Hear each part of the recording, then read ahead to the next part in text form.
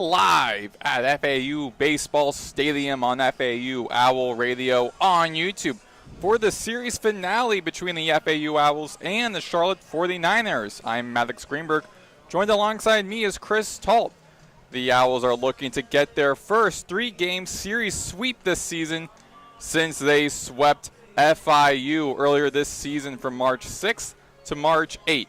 They haven't swept a conference rival this season. The Owls won the first game 3-1 after John Martinez, Michael Peraza, and Nick Romano all reached home.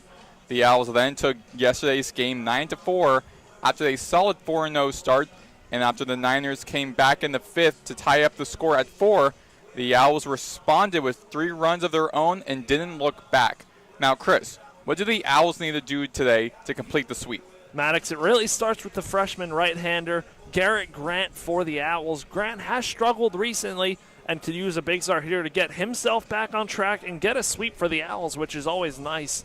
At this point in the season, you got to take advantage of the sweeps you can get, and this is one of those opportunities today to put away a series and potentially move up to as high as 4th place in the conference. But now on the flip side for FAU, on the offensive side of things, the offense has been back on track now for about 3 weeks or so, and it's really started this turnaround for FAU. They could pull over 500 today, get to a winning record, get to even in conference, which will be 9-9. And it's those veteran bats that you keep mentioning that have started to pick it up recently. Marshall Lipsy, Ian Collier, a hot bat right now for the Owls. John Martinez has been great all season. Brando LaRue in the lineup. Kyle Boylston out in right field, and Nick Romano, who's been one of the best bats for the Owls all season long. It's the bats, and you got to get length out of Garrett Grant today if you are to sweep a series, and it's a big one for the Owls to hopefully go out there and get today. The 49ers are trying to avoid this sweep, and they would need some help from their starting pitcher, the right-hander, Eddie Copper, who is 3-3 this season in 40.1 innings pitched. Meanwhile, the Owls expect right-hander Garrett Grant to have a strong showing to help complete the sweep today with a 6.05 ERA. We'll be back for starting lineups and first pitch. For Chris Talt, I am Maddox Greenberg, and you're listening to FAU Owl Radio on YouTube.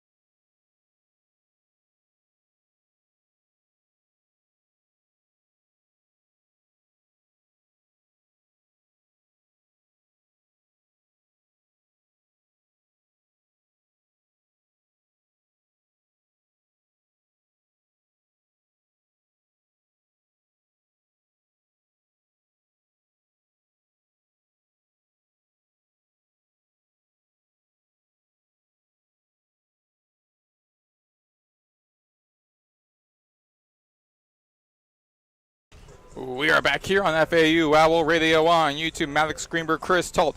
Moments away between the series finale between the FAU Owls and the Charlotte 49ers. Lineup for Charlotte, who'll be wearing off-white uniforms with green numbers and letters. I'm not a fan of green Maddox, but I like these green uniforms, the off-white with the green. Good complement to each other. Looks good. The lineup for Charlotte will be leading off Todd Hudson. Then behind him will be Adrian Jimenez. Alec DiMartino making his series debut. Cody Gunderson in the cleanup spot. Then 5, 6, and 7 will be Dylan Kuntz, Spencer Nolan, and Cale Strickland. Then behind Strickland will be Aaron Orozco and Robert Nedry to cap things off. The defense for FAU being led by Garrett Grant, the right-handed freshman out of Port Orange, Florida.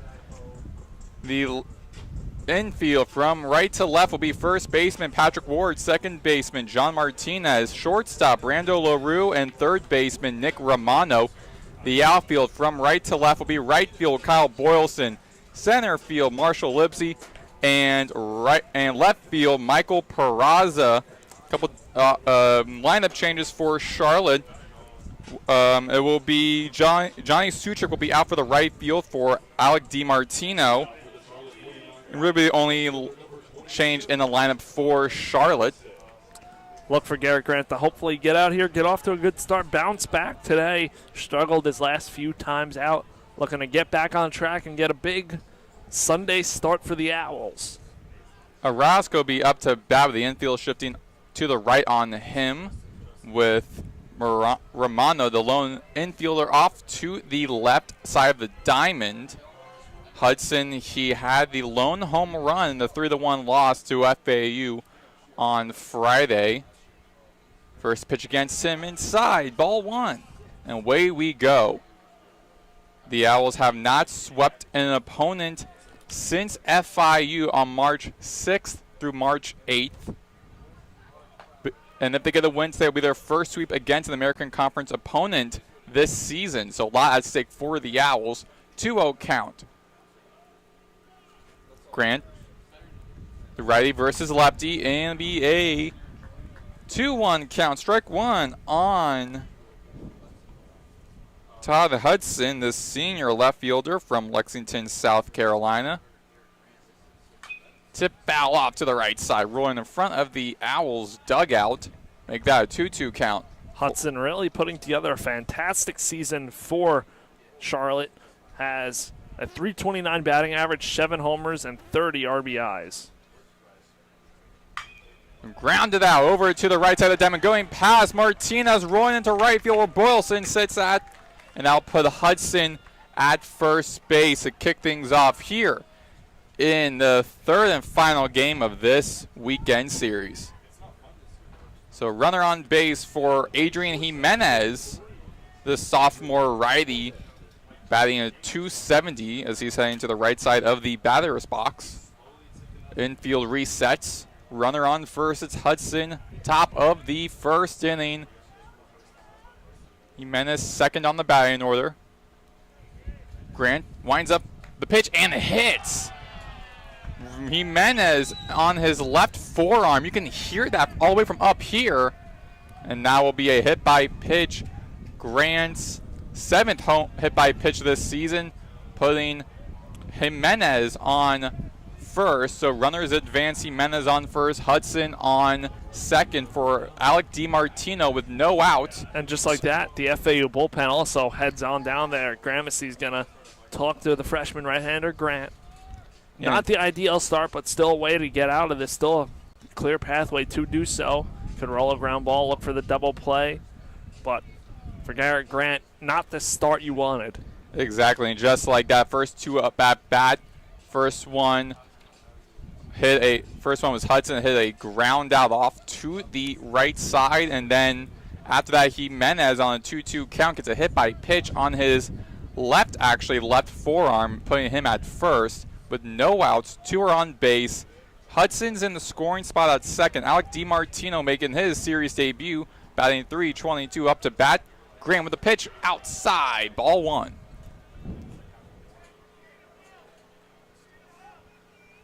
Alec DiMartino, the graduate right fielder out of Raleigh, North Carolina, in his first year out of UNC Wilmington, where he played 4 seasons with the Seahawks.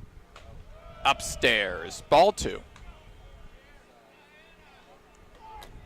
2-0 count. We're seeing a couple more Owls making their way over to the Owls bullpen on the far right outfield. Grant on the hill for the Owls. Turns check second. Kicks, deals in the middle for a strike. It's a 2-1 count. And with Hudson, Hudson, the leadoff man who got on with the single, he was able to pull it through the shift out of the reach of John Martinez. So got the ground ball he wanted, just put it in the right spot.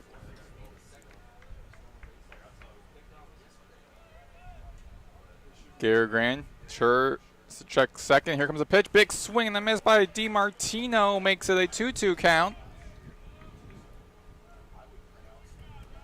Charlotte wearing off-white with green. Owls wearing white with the blue, red and blue Owl script across the middle with blue caps. Sun is out. The clouds burst around the sky, and strike by DiMartino. He is taken out, struck out looking, and recording the first out. And if you're Garrett Grant, you gotta feel good about that. Good pitch from Garrett Grant. Got DiMartino to chase on the breaking ball. Good pitch, much needed out for Grant to hopefully settle things in. Now on the 4th in the lineup is Cody Gunderson, the junior righty, batting at 218. So be another righty versus righty matchup. Grant turns check on second. Here comes the pitch. Inside, ball 1. Jimenez on first. Hudson on second in the scoring spot. 1 out, top of the first. Scoreless here in the final game of this weekend series between the FAU Owls and the Charlotte 49ers. Grant winds up pitch inside, ball 2. Check that, strike 1. Another thing worth noting here tonight, it's Bark at the Park Day. Haven't seen many dogs out here yet. Only saw 1 out on the berm pregame. Surprised there aren't more today on a beautiful day. Exactly, and that pitch almost hitting Gunderson there. This will be a 2-1 count. And yeah, I think typically be more dogs over at the berm where the grass is versus in the stands where it's just metal. Yeah, it's hot over here. Not many people in the stands usually on the Sunday games. A lot of people on the berm having been covered by trees and umbrellas. Everyone in front of us under the tent is pretty much in the sun's wrath.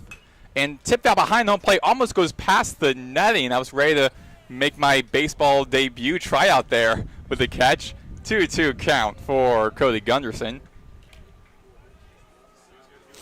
Sun coating this field, hardly any shade, only small spurts in the left outfield. Grant on the hill with a pitch.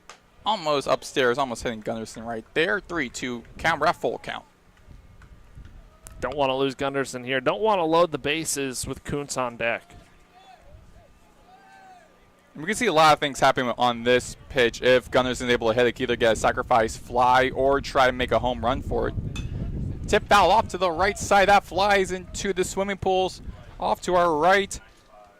Foul ball. Still a full count for Gunderson. Grant 1-4 this season on the hill. Upstairs, walks Gunderson, bases loaded on 1 out. Not seeing John McCormick entering from the bullpen, from the dugout, as now Dylan Kuntz, the senior first baseman for the 49ers, heading up to bat. And Kuntz leads his team in home runs, has 10 bombs this year, 38 runs batted in. Big spot for him. Big spot early in this game for both sides. And with bases loaded, he's a 400 hitter, better than his 303 general batting. 1-0 count for Kuntz. So far in this series, Kuntz has not hit a home run, but has a great opportunity to do so. Outside there, 2-0 count by Grant, the true freshman pitcher for the Owls. And now Hunter Cooley, the pitching coach for the Owls, heading up to the mound to speak with the true freshman. With bases loaded, got Gunderson on first, Jimenez on second, Hudson on third. already 5 batters gone through in this lineup for this by this Owls defense. And if you're Hunter Cooley, what are you telling your true freshman, Grant?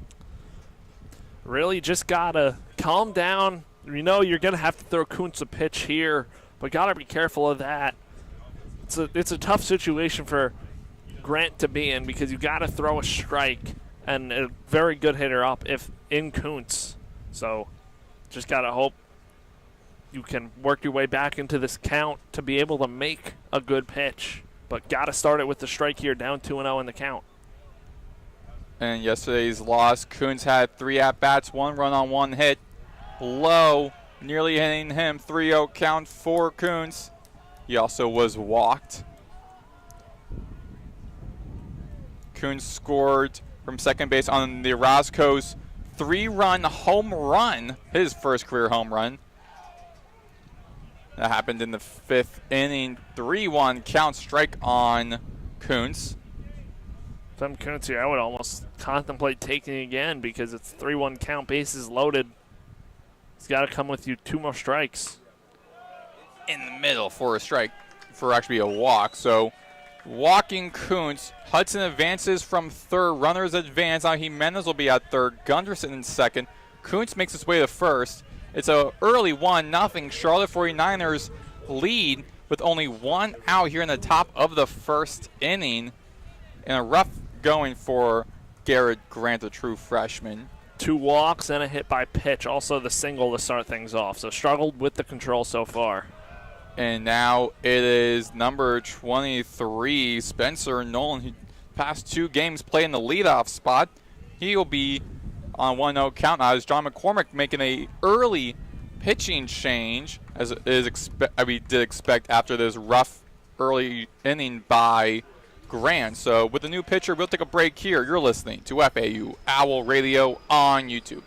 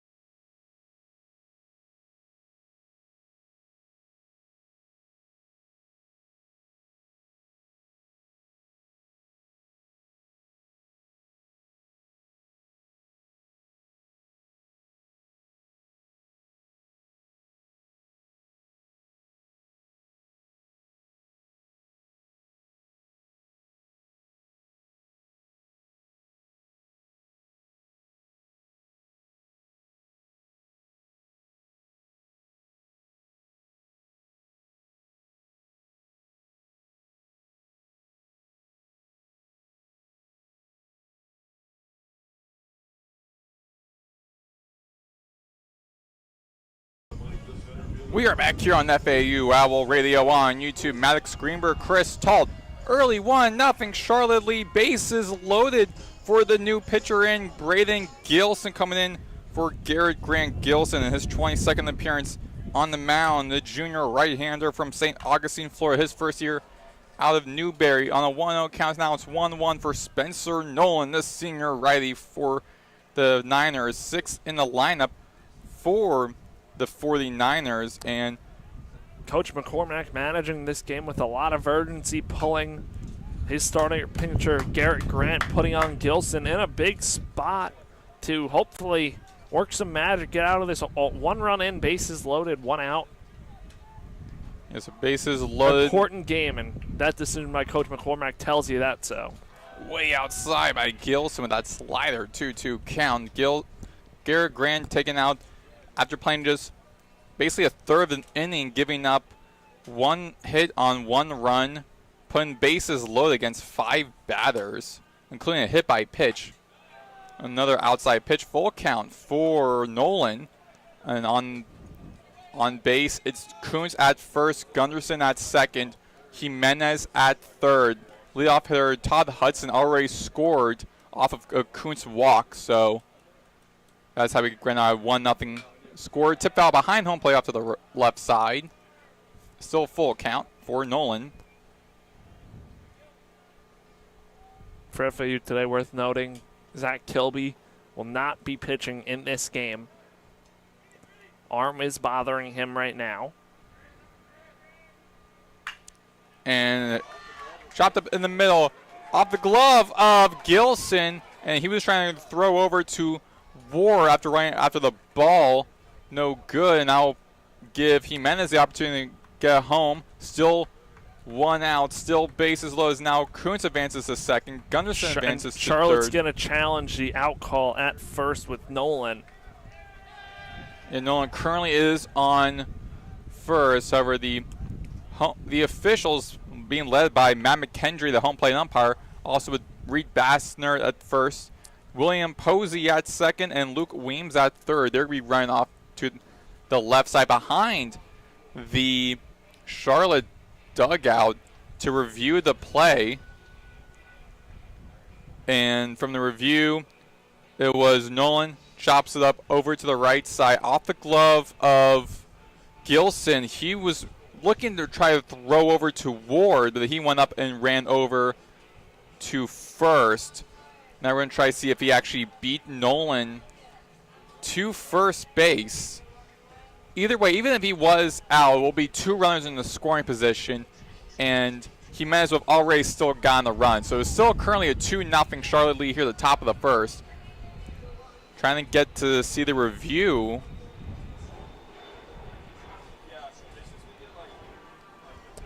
Again, all on the challenge is if Nolan was out at first. And looking at the replay, slow motion. Looks safe. Yeah. Yeah. This is a, ooh, never Gilson mind. tapped his foot right on the back before Gunner. Looks like he before just got Nolan. him. Yep. And home plate umpire Matt McKendry, after a quick review, saw the same thing we saw. We both agreed with him. Nolan was out by a hair of an inch. Gilson just tapped his foot on the side of the first base bag. Still a big out. 1 run comes in, but now with 2 outs. Now Gilson could get out of this inning and limit the damage. It'll be Cale Strickland 7th on the lineup for the 49ers. The junior righty batting the .313. First pitch chopped over to the right side of the diamond, gloved by Martinez. Throw it over to Ward at first for the easy out, leaving Kuntz and Gunderson stranded at second and third respectively. 2-0 Charlotte lead as we head to the bottom of the first inning. Due up for the Owls, Lipsy, Romano Peraza. You're listening to FAU Owl Radio on YouTube.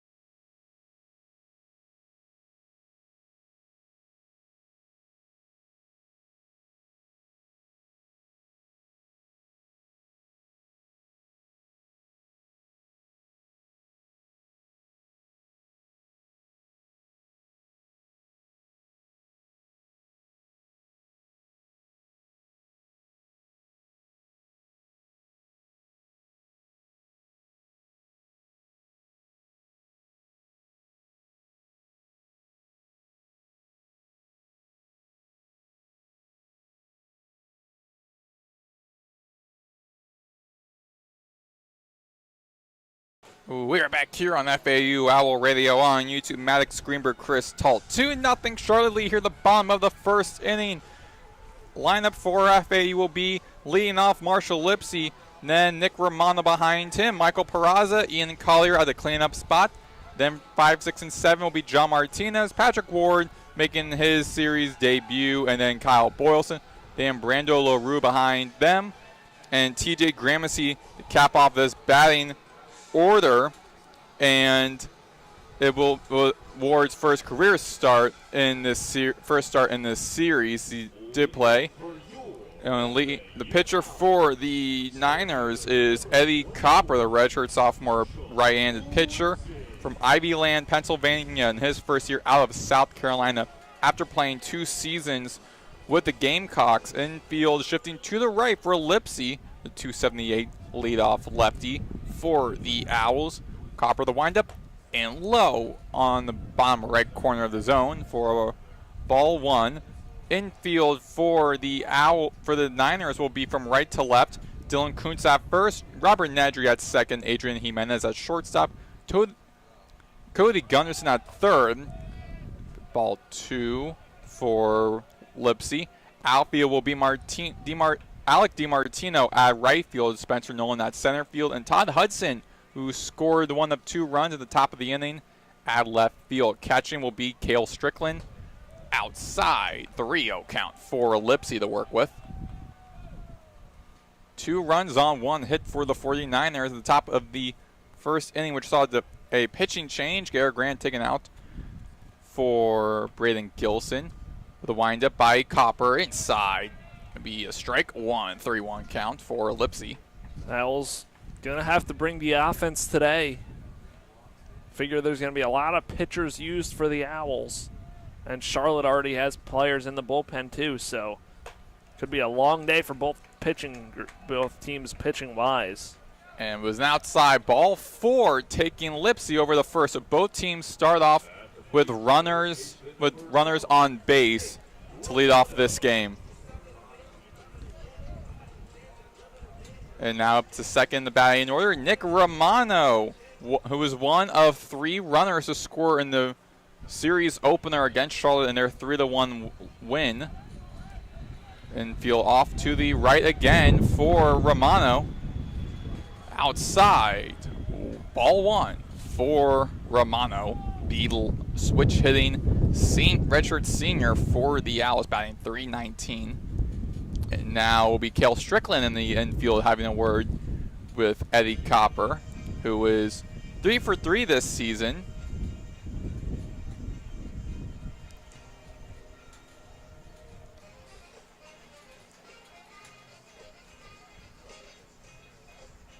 Just a quick mound visit to settle down Copper. He's struggled to find the zone here, only in the second batter, but only 1 strike so far. And this is Copper's 11th appearance and 11th start this season. Same with Garrett Grant, who also opened up the game for the Owls, but struggled and was taken out after getting bases loaded and hitting the batter as well, plus walking 1 as well, advancing the run. Romano on a 1-0 count. Copper with a windup. Low. 2-0 count. The righty versus lefty matchup.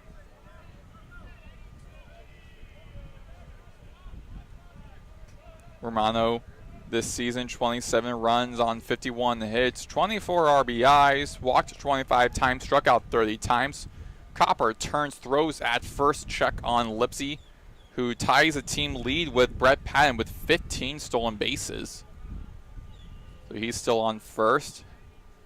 And Lipsy's definitely a dangerous player when you have him on base. Got to keep an eye on him. Very dangerous runner on base for the Owls. And as you say that, Copper again checking Lipsy at first.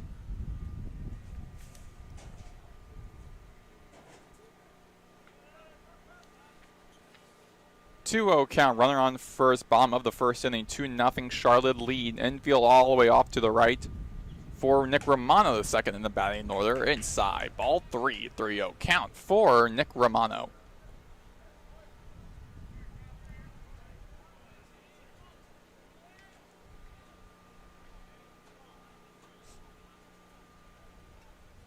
Cody Gunderson at a shortstop position on the second side of on the left side of that second base bag.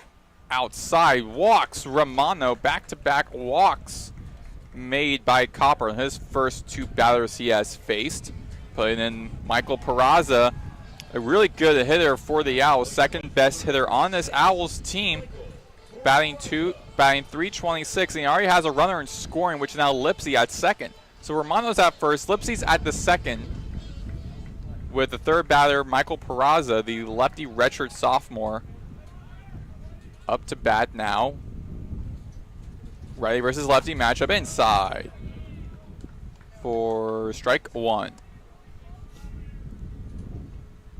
Infield shifting to the right again for Peraza, who also was one of 3 runners to score in the Owls' first win in this series in the first game. 0-2 count on Peraza. So after walking first 2 batters, a great start for Copper against Peraza, throwing 2 strikes Peraza's way. Standing tall on the hill. Eddie Copper turns right to check on second. Here comes a throw. Upstairs. That'll be his first ball thrown. 1-2 Feels count. like Copper's been struggling with the fastball. He's tried to throw the breaking ball in there for strikes a little more so than the fastball. See if he's able to adjust on Peraza here. Again, checking second on Lipsy. Here comes the throw low, makes Peraza swing, and that'll be the first strikeout for the Owls today. And Peraza makes his way back to the dugout, bringing up Ian Collier, the 3rd best hitter on this Owls team, and entering the series, one of the best hitters for the Owls. Was very quiet in the Miami game, was quiet in the first game against Charlotte, but now starting to find his voice a little bit more now in the second game. We'll see if that translates in this third and final game. First pitch against Tim is a strike 1 on the righty Collier, the catcher for the Owls. He has 8 home runs this season, walked 10 times, struck out 21 times. Infield off to the left for him. Romano's at first, Lipsy's at second. Tip ball over to the left side line drive, scooped up by Jimenez, throws over to Kuntz, put in the second out, taking out Collier. So back-to-back outs for the 49ers. And now it'll be John Martinez, 5th in the batting order for the Owls. Best hitter on the team, a .333 batting. Big spot for Martinez to come up here for the Owls with the 2 runners in scoring position. A chance to tie the game on a hit. The infield stays the same, 3 on the left, 1 on the right. Tip foul off to the right side. Ruled fair territory, I guess. No, it won't. So both runners return to base, as it will be Lipsy returning back to the third base bag and Romano returning to the second base bag. Ball had a little bit of English on it, just didn't kick fair, had to spin. Thought it was going to kick off the side of the grass. Righty versus righty matchup. Copper on the hill, turns to his right to check on Romano. Throws, tip foul behind home plate into the netting. Foul ball, 0-2 count for Martinez.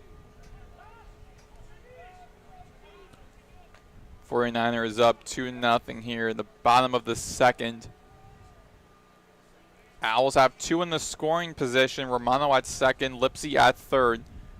Martinez, the best hitter on the Owls, gets struck out swinging, and that will quiet this inning for the Owls. And just like how the Niners ended the top of the first, they have 2 runners for the Owls stranded.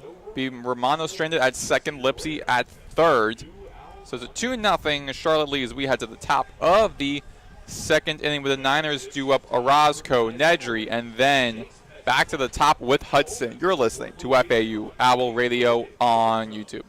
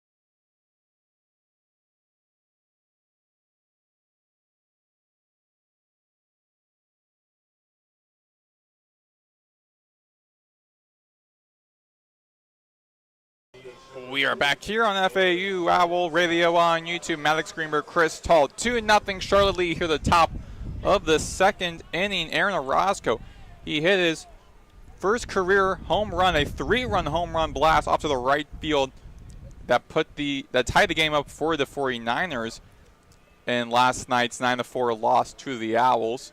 1-0 count thrown his way. Orozco played for the Coconut Creek Diamond Ducks in the South Florida Collegiate Baseball League this summer. Catcher and designated hitter. Put together a very solid summer season. He originally committed to Baylor before then switching up to play with Charlotte. Outside, 2-1 count for the right-handed freshman. Orozco playing that DH spot, the same spot he played in last night's loss. Infield stationary. Grounded up over to the right side by Romano. Throws across the diamond over to Ward. Puts that in the first out of this inning. Nice charging play by Nick Romano over at third. And that'll be Robert Nedry, the bottom of the batting order. The junior second baseman from Lighthouse Point, Florida. In his first year out of Santa Fe College. One of 15 transfers on this 49ers team, a very seasoned 49ers team. Total of 24 upperclassmen, including fifth-year seniors and graduates. So very experienced, very much older 49ers team. 0-1 count on the lefty Nedry. Nedry looks at the ball go past him for the ball one. So 1-1 count for the 288 hitter.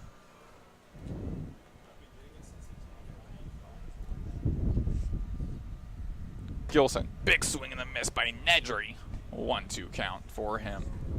1 out, bases empty. 2-0 Charlotte lead here at the top of the second inning. Nedry, big swing and miss by him. He is struck out. That is the first K of the day for Braden Gilson. And now down to their last out. It is back to the top of the batting order with Todd Hudson. He hit a single to start off the game for the 49ers, which led to him reaching home on a bases-loaded walk by Kuntz.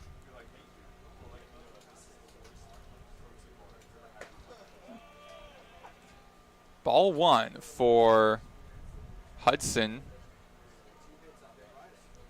49ers batters 1 for 6 today. Tip fell off to the left side. That flies into the parking lot off to our left. Foul 1, strike 1, 1-1 count.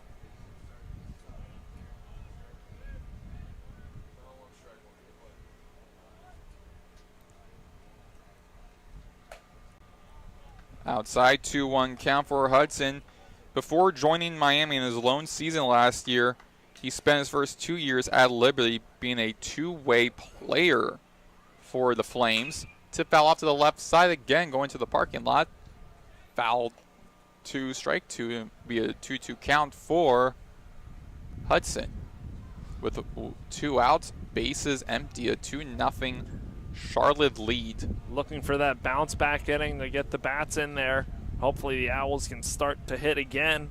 Stranded 2 runners last half inning. Grounded up over to the left side of the diamond, scooped up by LaRue, throwing across over the diamond over to Ward, takes out Hudson in a 3-up, 3-down inning for this Owls defense. Niners go scoreless as we head to the bottom of the second with Ward, Boylston, and LaRue due up. When we return, you're listening to FAU Owl Radio on YouTube.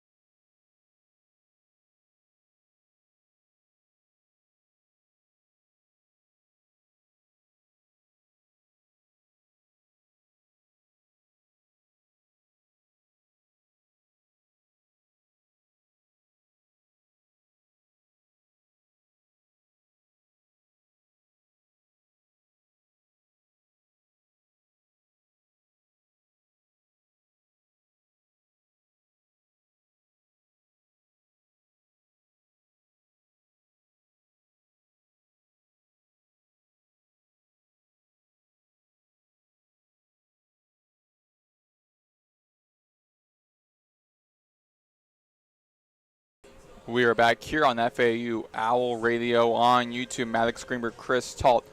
2-0 Charlotte Lee as we head to the bottom of the second inning. Patrick Ward is up for the Owls, the right-handed senior for the Owls, making his first start of this series, his second appearance in this series.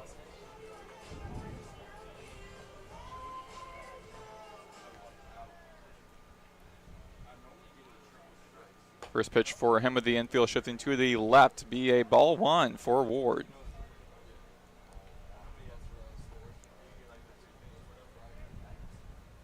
Actually, scratch out. Ward did not play in last night's game, so apologies there. So making his series debut and start 1-1 count for the first baseman for the Owls. Due up is Kyle Boylston. Tip foul over to the left side. That rolls over to the left past the third base foul line. Be a 1-2 count for Ward. Down 2-0. Still plenty of game time to go here in Boca. But definitely a game that FAU wants to take advantage of. Got to win the series. That was the goal. They did that. But would love to sweep here. Last 2 weeks, they've each had a chance to sweep on the Sunday. Have not been able to. Would love to do it here today. Especially in their home field outside. 2-2 count for Ward. And after this game, only 4 more home games left this season.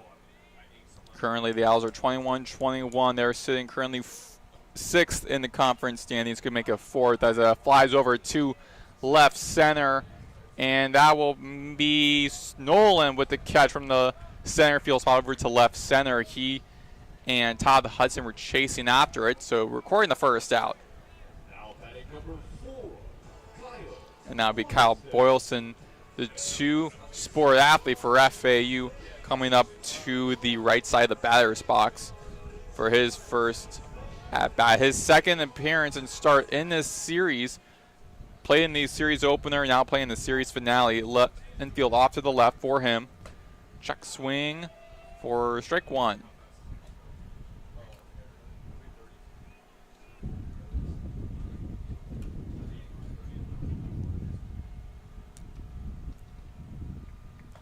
Outside for the 0-2 count. And with the Owls, their 8-9 conference record, they're tied with Memphis and Rice for that 5 position. If they get the win, they'll tie with Wichita State for 4th. Conference is very wide open this season. A lot of parity with this 10-team conference for the American 1-2 count for Kyle Boylston. Feels like really any team could beat anyone in this conference. We've seen it throughout this year. Kyle Boylston, he has a full count for him. Actually, not check, that'd be a 2-2 count. Boylston on the series opener had 3 at-bats, only 2 hits, no runs, was struck out once. Copper with a pitch. With the 2-2 pitch, it is a strikeout on Boylston. 2 straight outs against the first 2 batters of this inning for Copper. And now it's Brando LaRue's turn to try to get something going offensively for the Owls and try to get back in this game again. A long ways to go for the Owls. Still plenty of game, still plenty of time left in this game. But a 2-0 Charlotte lead. Bottom of the second, 2 outs, bases empty. You have to rely on Brando LaRue to get something going for the Owls. He has played throughout this entire series in last night's 9-4 victory. LaRue, 3 at-bats, 2 runs on 1 hit, and a walk. So he was very active in the game last night. Looking to, again, translate that into this game as well.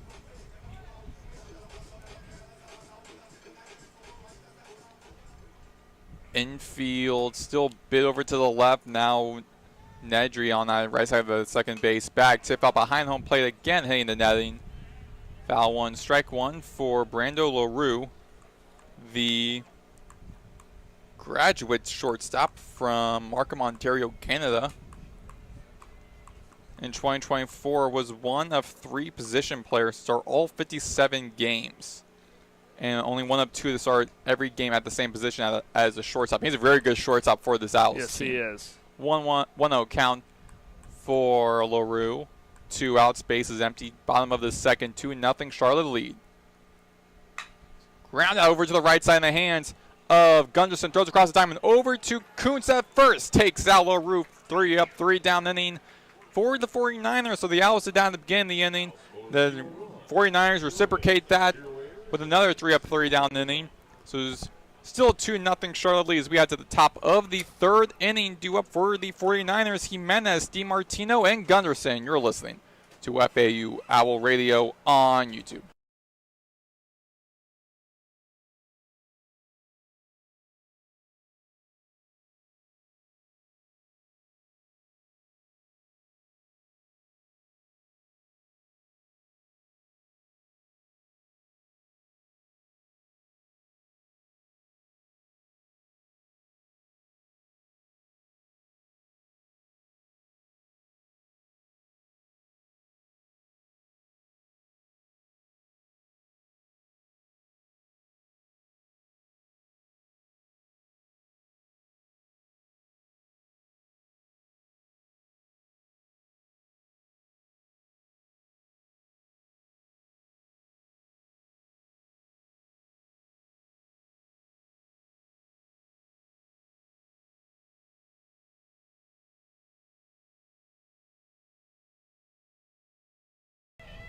We are back on FAU Owl Radio, top half of the 3rd inning here in Boca Raton. 2-3-4 for the 49ers. It is Jimenez, DiMartino, and Gunderson. Jimenez was hit by a pitch and scored in the first. And it will be Braden Gilson on for his second full inning of work. Came on in the first inning with 1 out, set them down 1-2-3 in the second. Now here we are in the 3rd. Righty-righty matchup. The low winding sidewinder from the right side. Gilson's first pitch hit out into right field by Jimenez and caught by Boylston for the first out. 1 pitch, 1 out in the 3rd. Now that brings up DiMartino. Struck out. The lone out retired by Garrett Grant today. So DiMartino will head to the box, dig in from the right side against Gilson. We'll have nothing more than a bunch of quick contact outs for Braden Gilson. Coach McCormack love to save some pitching as DiMartino swings and misses at that one and a 1 count. DiMartino trying to get active in this game. He was struck out his first time at bat, looking to change that here with the second opportunity. Gilson kicks and deals the 0-1. That one fouled off over the right side, out of play. Now an 0-2 hole for the 3-hole man, DiMartino. Now, the first 5 batters on the Charlotte batting order in the beginning of this game at the top of the first, that 2-0 lead, they all face against the starting pitcher, Grant. So this will be the first time Gilson gets DiMartino looking for strike 3. Second out of the inning for Gilson. And that's another quick out, 3-pitch strikeout for Gilson. And now the 4-hole man, Cody Gunderson, comes up. He walked his first time up, bats from the right side. Sun splashing down on the FAU baseball field as Gilson pumps in another strike and a 1 count. Trying to come up big for FAU here today for Coach McCormack. Gilson wheels and deals the 0-1. Breaking ball swung on and missed, strike 2. It's definitely tricky with DiMartino and Gunderson, again, 2 pitchers who dealt with the starting pitcher for the Owls, but now with this new pitcher, their first time meeting him, they have to get readjusted to this. Gilson kick steals the 0-2 pitch, misses outside and low, ball 1. So 1-2 count. Gilson got first out on 1 pitch, then 3-pitch strikeout of DiMartino, and has Gunderson in a 1-2 hole with 2 outs.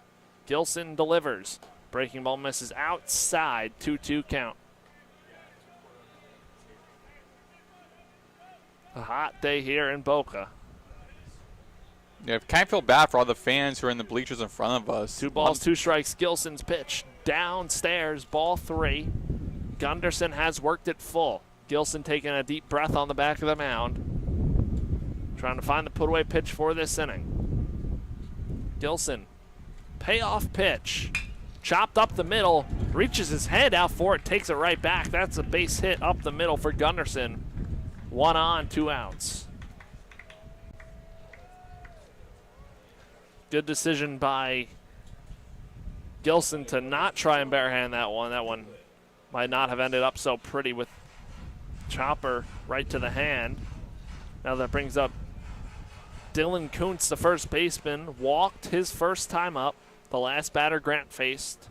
So first look at Gilson with a runner on first and 2 gone here in the third. Gilson delivers to the lefty swinging Kuntz, who fouls it off to the left side. So Gunderson over on first. No stolen bases this season, no attempts. Kuntz, the power swinging first baseman, against a sidewinding righty. Gilson deals. Outside, ball 1.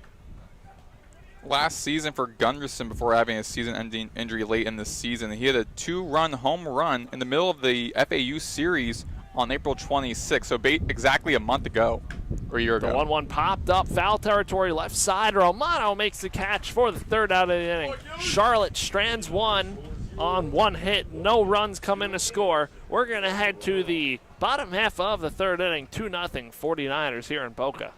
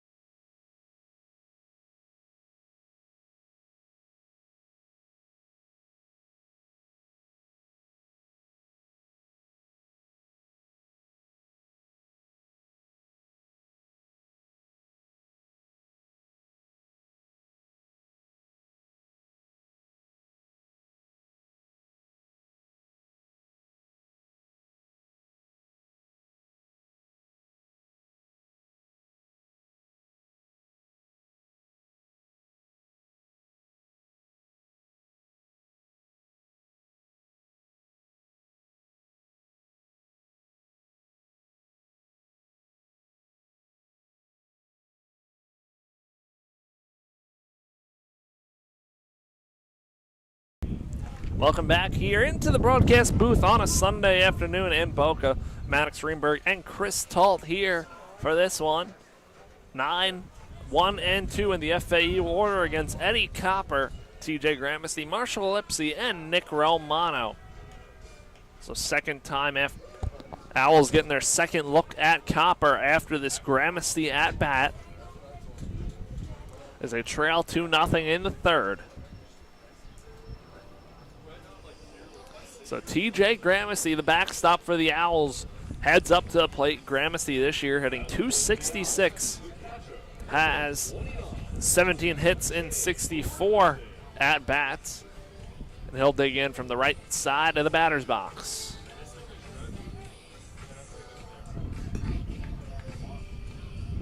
All ready to go here. Copper versus Gramercy. Copper wheels and deals.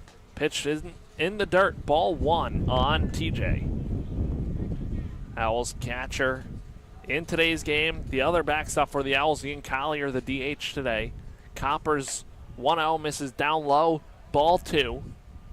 Gramercy in the driver's seat early. Owls looking to get a game above 500, pull 500 in conference if they could win today, as Gramercy has a check swing to the first baseman, Kuntz, who field steps on first for the first out of the inning, turning it over to the top of the lineup in Marshall Lipsy. Lipsy walked in his first at bat.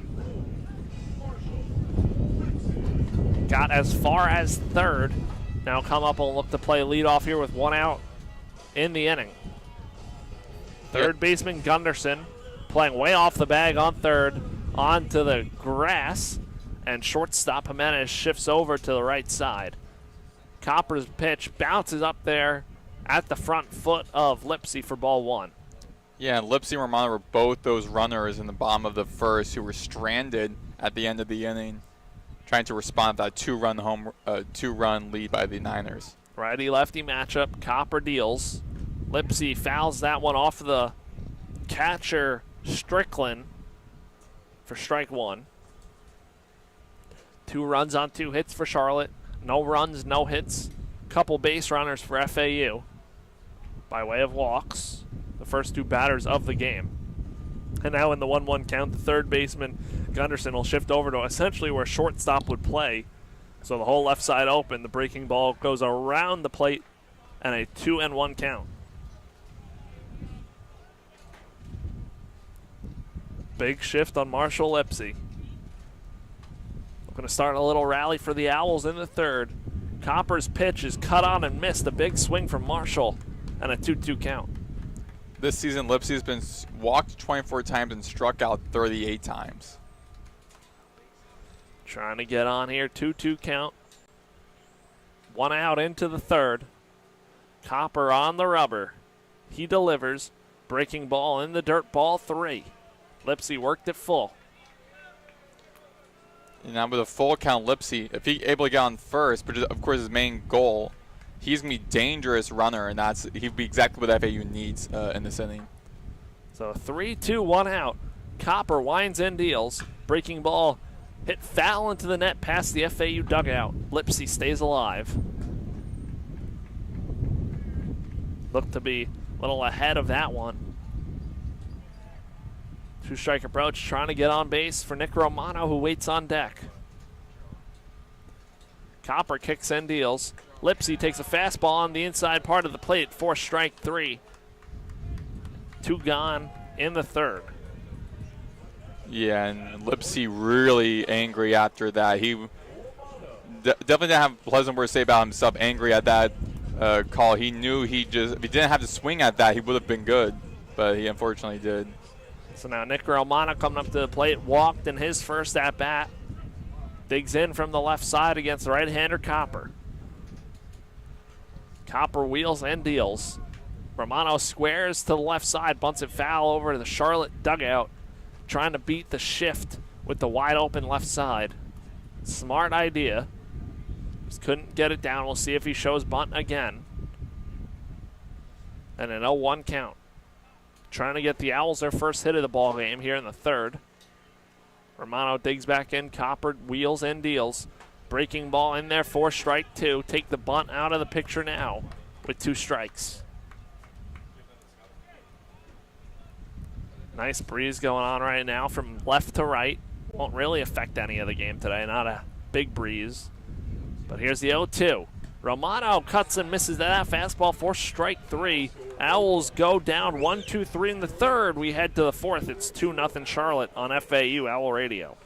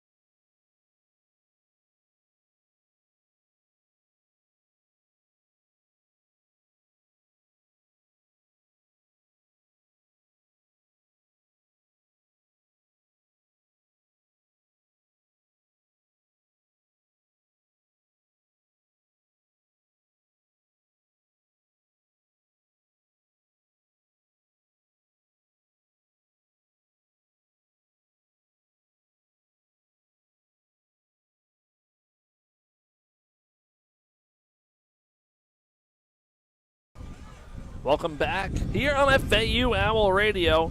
Top half of the fourth inning. 6-7-8 on to face Braden Gilson for FAU. Be Spencer Nolan digging into the box from the right side. Nolan 0 for 1.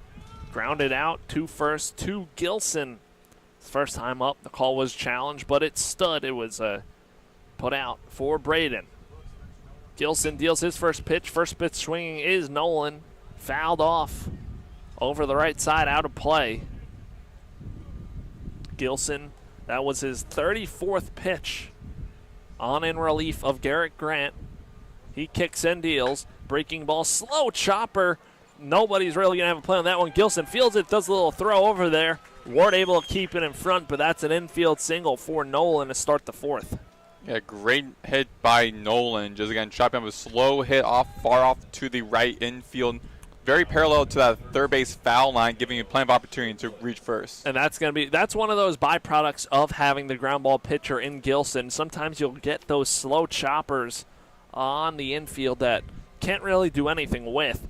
Good pitch by Gilson, just unfortunate that it was hit where it was. That's a runner on first for Charlotte, bringing up the catcher, Cale Strickland.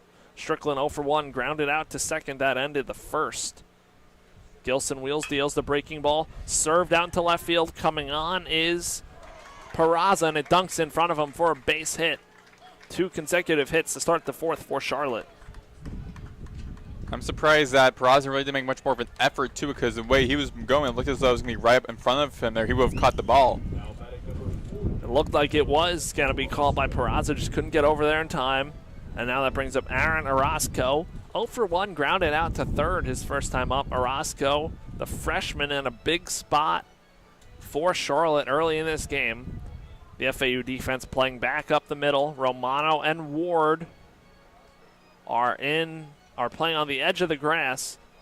And it looks like we have a pitch clock violation on Orozco.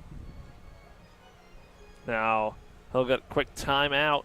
Coach will come over and talk for Charlotte. That's not a good way to start for Orozco in this inning. Now getting a pitch clock violation for him. Now he's given up a strike. Oh, and now here's where it gets messy for him. And an 0-1 count, that's one less bunt opportunity, assuming they go that way with him.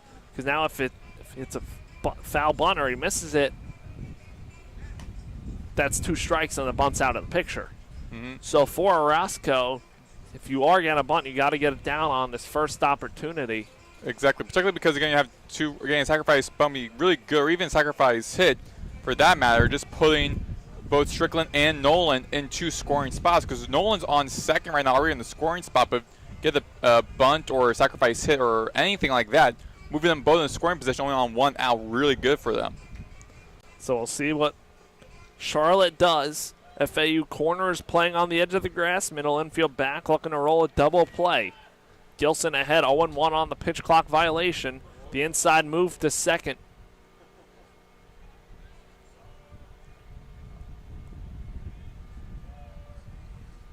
So it's an 0-1 count. Orozco in the box on the right side. Gilson sets on the rubber.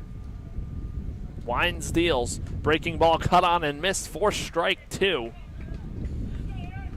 Big swing and a miss from Orozco. Now he'll have to put the ball in play. Gilson looking for a strikeout. That allows Ward and Romano to back up with 2 strikes. So everybody back on the infield. Breeze picking up here a little bit right now in this 4th. The breaking ball flown out on a line, tailing on Lipsy towards right center. He makes a catch. Runners retreat. That's 1 out in the 4th inning. And the breeze really helped with that for Lipsy, because as the breeze was pushing off from left to right, the ball coasted over to him and then around that right center position.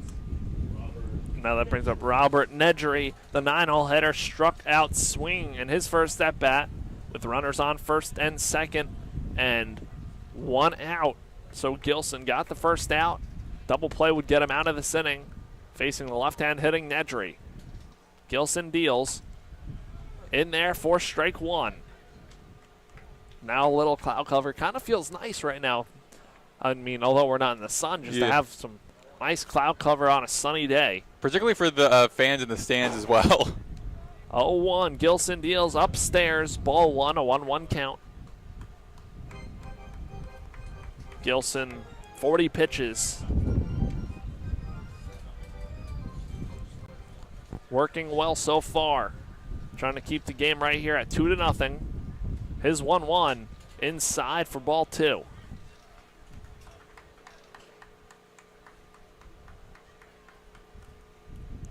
So 2-1 count on the 9-hole man, Nedry. Top of the lineup, and Todd Hudson wait on deck. Want to get Nedry right here. Here's Gilson's 2-1 outside, ball 3. Now in some trouble if you lose Nedry and load the bases. 3 balls, 1 strike. Gilson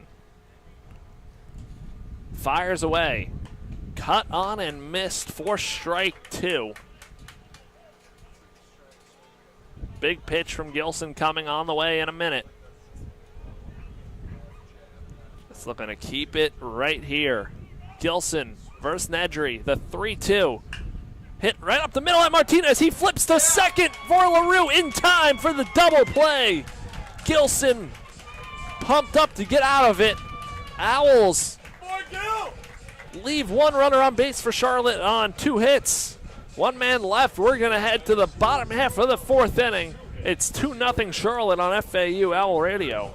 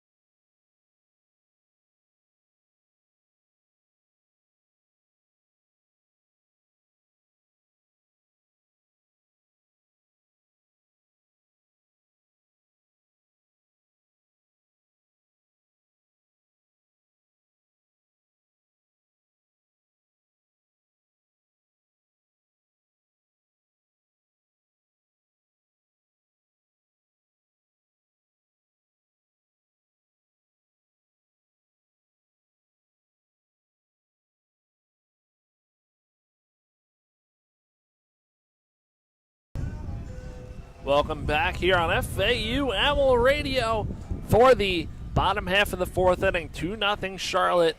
2 runs, 4 hits. No hits for FAU. A couple base runners, though. And it'll be 3-4-5. Peraza, Collier, Martinez against Eddie Copper. Copper holding the Owls in check so far this afternoon. Peraza in his first at-bat against Copper struck out swinging in the first. Peraza digs in for his second at-bat of the day. Copper's first pitch inside, ball 1. Charlotte sends a catcher down to the bullpen. Nobody tossing at this moment for them. Copper wheels and deals. Peraza swings at a breaking ball, fouls it off to the FAU dugout. 1-1 count. Yesterday, Peraza had 5 at-bats, 1 run on 2 hits. So 1 ball, 1 strike on Michael Peraza, the left fielder. Copper delivers. Outside, ball 2.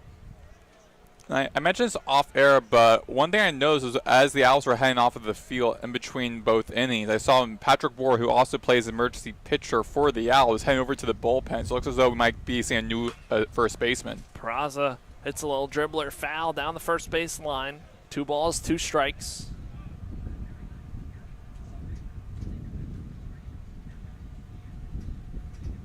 Now Peraza will look to stay alive. Sun behind some clouds right now. Off to the right. The pitch from Copper hit up the middle. Humpback liner caught. Collision between the shortstop and the second baseman, Jimenez and Nedry. Hopefully they're okay.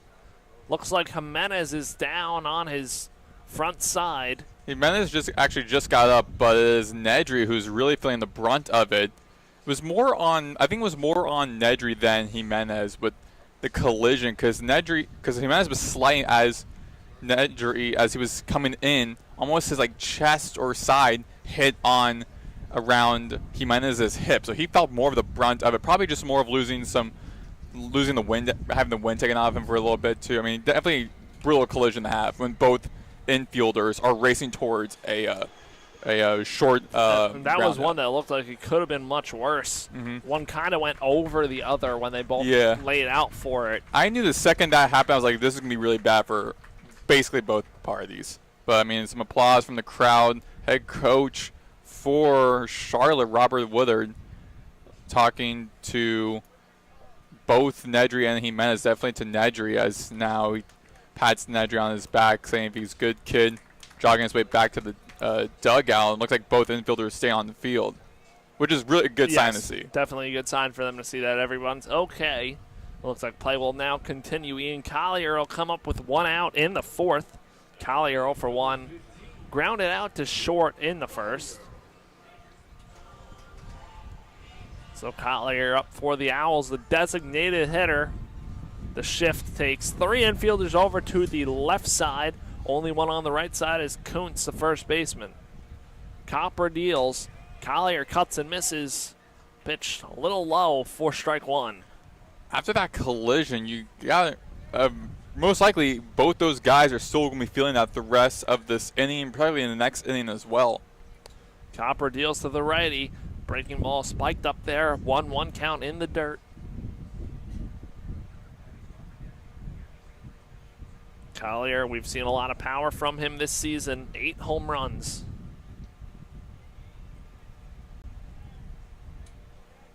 Copper wheels and deals. Breaking ball way outside. Ball 2.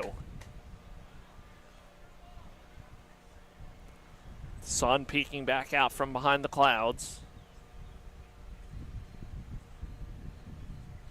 Copper back onto the rubber. He winds and deals to Collier. Breaking ball, Collier does not go around, able to hold up a 3-1 count. We'll have to get something started here for FAU. Heart of the lineup. And ahead 3-1 in the driver's seat, Ian Collier against Eddie Copper.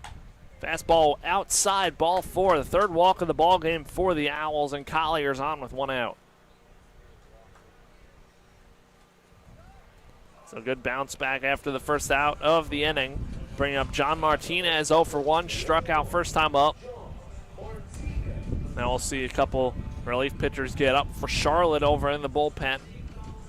Start to stir out there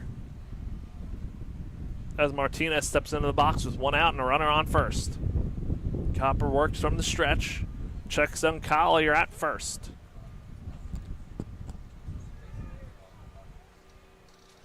Collier, no stolen bases, no attempts, but Copper wanted to check on him anyway. Kicks and deals. First pitch to Martinez, cuts and misses a breaking ball. Back pick to first, and Collier's tagged out. Heads up play by Strickland to get Collier leaning too far off. Yeah, very risky move by Collier, trying to attempt to get your first steal of the season. Again, really only with like on 1 out, didn't know really exactly why he wanted to try and make that attempt for. Also being very close with the first base bag. You know, for the Copper throwing to you a couple times, didn't know why he wanted to risk it. So now 2 outs, nobody on, and 0-1 count. Now 1-1 on Martinez. And that's a tough one because you had a runner on first with 1 out.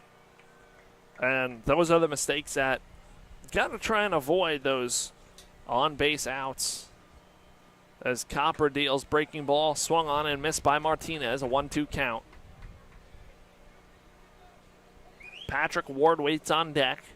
Martinez down 1-2. And that's a big out for Copper, too, to save some length for him. Over 55 pitches so far here this afternoon, as Martinez hits a breaking ball foul down the third base line onto the berm. Stays put 1-2.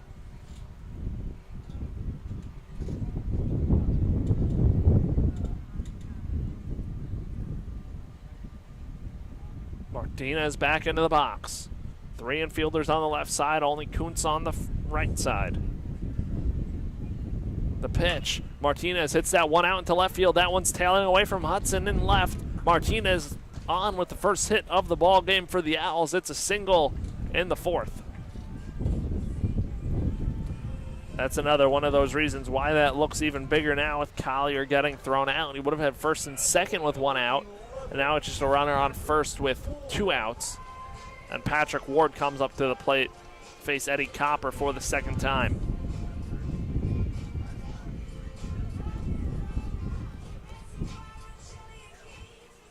So Ward into the box to face righty Copper. Martinez leads off first, has 6 stolen bases this year. Copper deals. Ward lays off the outside breaking ball, 1-0 count.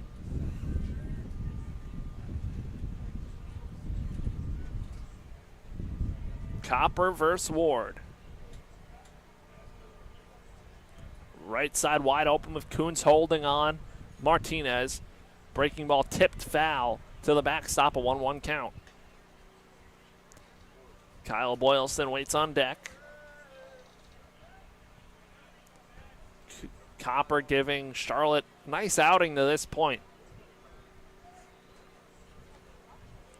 Martinez over on first, not a big lead. Copper sets from the stretch in the 1-1. Ward takes that one right back up the middle. That one's dropping for a base hit. 2 consecutive base hits with 2 outs. Patrick Ward on first, Martinez on second with 2 outs in the fourth. Now we're starting to put good swings on Copper. Now Kyle Boylston will look to continue that trend for FAU.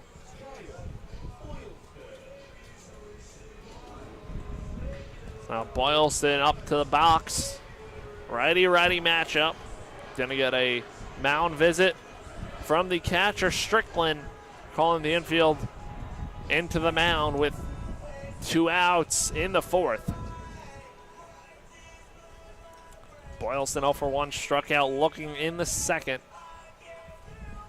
Trying to get a big hit for FAU as we head towards the middle innings.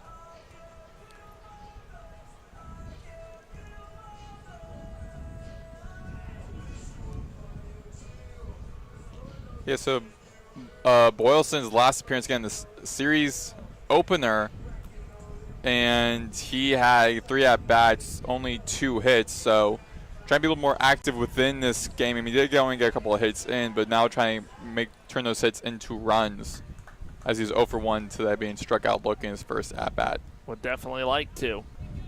But right now, Boylston in the box. Copper on the rubber. Martinez on second. Ward on first. Copper's first pitch to Boylston. Boylston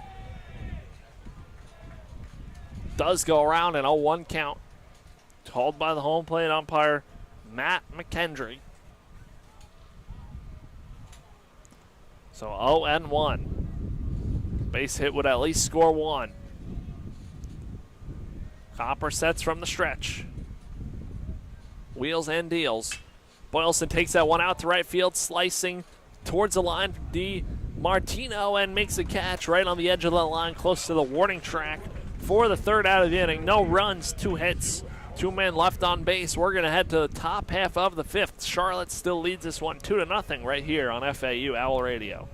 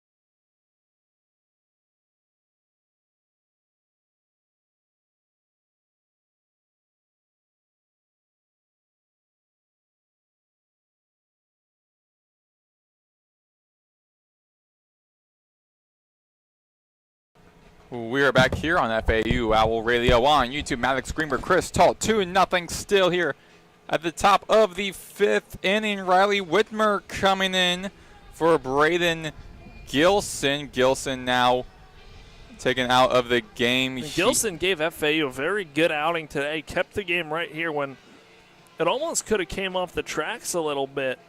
But Gilson able to hold serve for FAU, and now Whitmer, his time to do so as well and keep it within striking distance for FAU. Whitmer, 3.2 innings pitched for the Owls. And now give him 3 hits on 13 batters on 44 pitches. And with Riley Whitmer, the junior right-hander from Naples, Florida. First pitch to Hudson is a ball 1. Infield shifting to the right. A lone infielder to the left is Romano. Whitmer, the righty versus the lefty. Upstairs on Hudson, 2-0 count. And Hudson opened up this game with a single. He ended up being one of the runners for the 49ers. His last at-bat was grounded out. 2-1 count for the lefty Hudson. Whitmer with the pitch. Over to right center. That flies up in the air. That's going to be a fly out. Who's going to catch it? It will be Kyle Boylston. He and Lipsy were racing towards it. But Boylston records the out for the Owls. That'll be the first out of this inning. Base is still empty for Adrian Jimenez, the shortstop for the 49ers. Due up now. Batting right with the righty-righty matchup.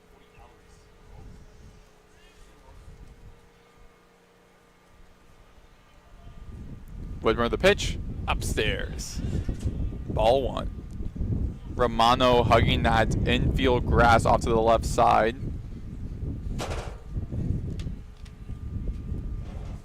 Whitmer on the hill with a windup. Here it comes. 2-0 count for Jimenez. Whitmer starting to work his way into the circle of trust for Coach McCormack in the bullpen. Could be a much-needed arm for FAU down the stretch the rest of this season. Now Whitmer, this is his second time playing in this series.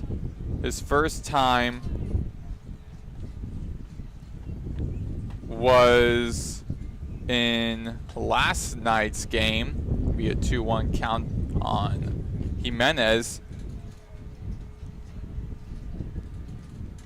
In the bullpen, Whitmer only played really a short stint, only allowing just 1 walk and 1 hit by pitch against 2 batters before he then subbed out for the last pitcher of the game, Tyler Murphy. 3-1 count for Adrian Jimenez. He was 0 for 1 today, hit by pitch, his first at bat, fly out to right field, his second at bat. Jimenez low. And Jimenez gets a walk by Whitmer, putting Jimenez on base on a 1 out here in the top of the 5th. Now be Alec DiMartino struck out his first 2 at bats. Last one he struck out looking. 0 for 2 today, 318 hitter.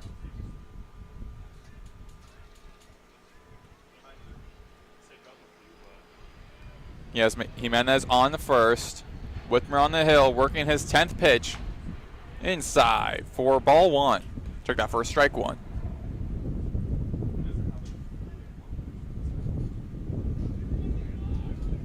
Now the righty DiMartino returning to the right batter's box.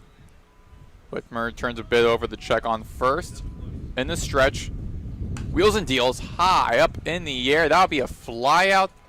And that will be behind us for the foul. 0-2 count.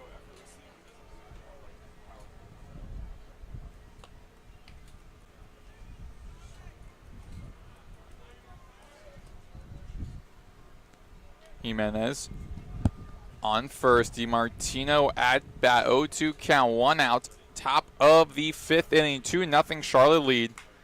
Tip foul behind home plate into the netting. Count stays 0-2. No team has scored since the beginning of this game, which the Niners scored 2 runs. Final game of this series.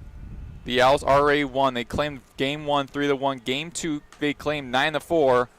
And striking now, DiMartino looking. And now he is 0 for 3 today. Now Good breaking ball, getting DiMartino to chase out of his own for strike 3. And now will be Cody Gunderson, the cleanup hitter for the 49ers, up the junior righty. Gunderson has reached twice, a walk and a single. Ground out over to Romano, throwing across the diamond over to Sword at first. He does so. Another quick 1-2-3 inning for the Owls. No runs, no hits, no errors as we head to the top. Check out to the bottom of the 6th inning with the Owls due up. LaRue, Gramercy, and Lipsy when we return here on FAU Owl Radio on YouTube.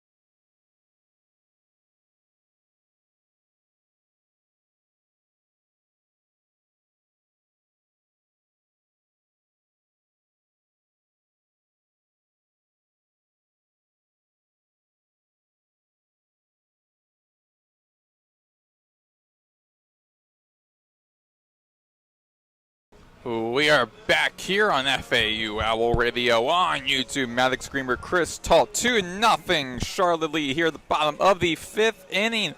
The Owls a quick 1-2-3 punch at the top of the 5th. Keep it scoreless for the Niners, as now it's still a 2-0 Niners lead here at the bottom of the 5th. Brando LaRue up for the 2nd time, grounded out to 3rd and thrown over to 1st in his first at bat.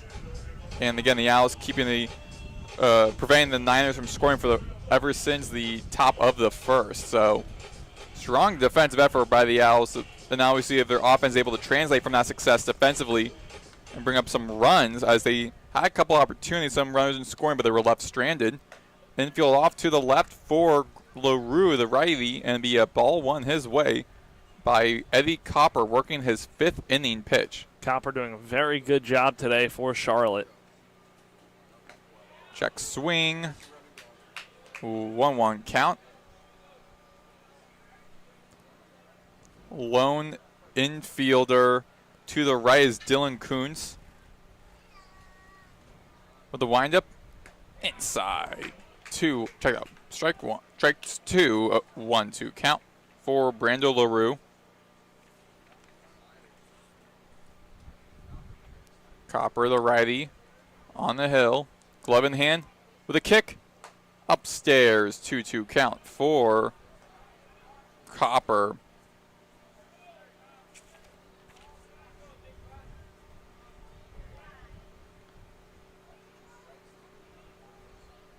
Two count. Here comes the pitch. Tip foul behind the netting, and again, almost goes close to going past the netting on this. So it'll be a 2-2 count for LaRue against the redshirt sophomore righty, Eddie Copper.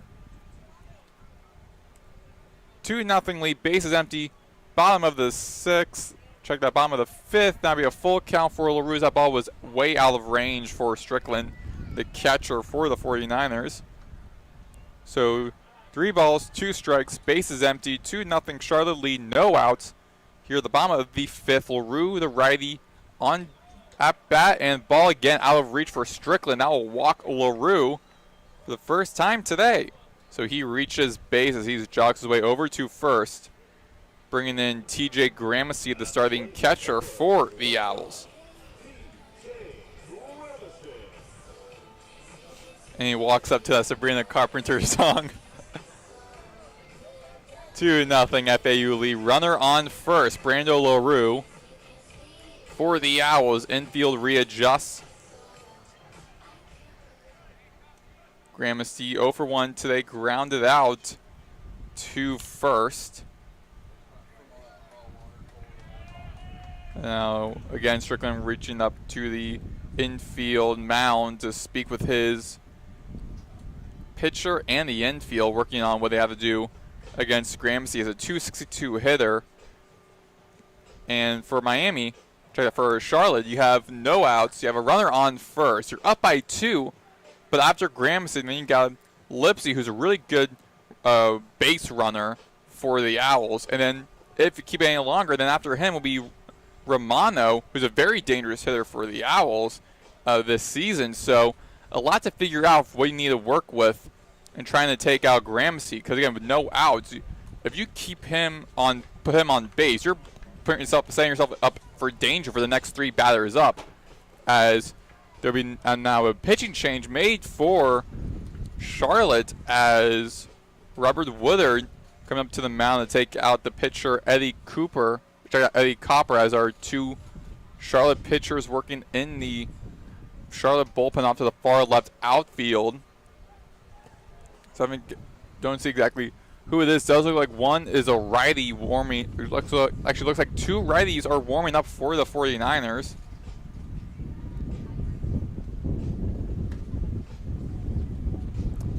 This is a slow pitching change they talked about yesterday. Well, today actually, where they do a team visit, player visit, and then the pitching coach would wait last second to make the signal, and that's what he does. So 2 visits to give the pitcher a lot of time to come out to the mound. Yeah, be a new pitcher coming in for Charlotte. When we return, the 2-0 Charlotte lead, runner on first for TJ Gramercy when we return here on FAU Owl Radio on YouTube.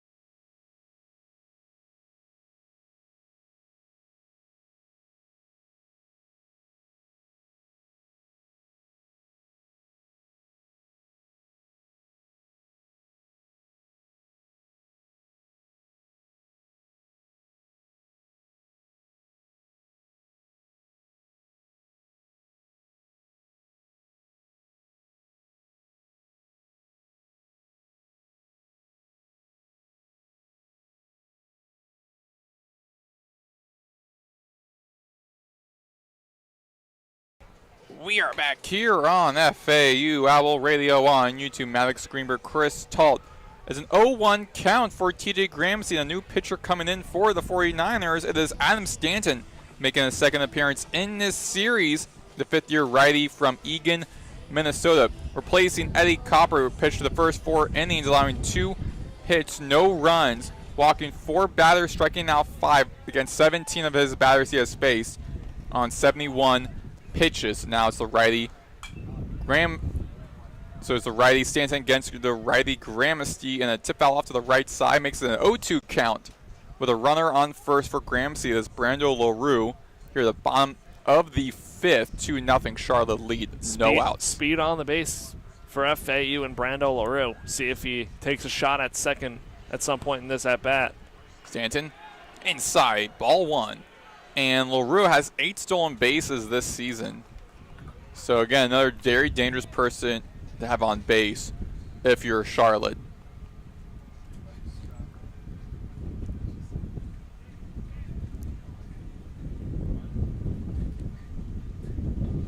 Outside 2-2 count, and Stanton, he played in that series opener against FAU, 2.1 innings pitched, 1 run on 3 hits, that run being earned on 9 at bats against 10 batters.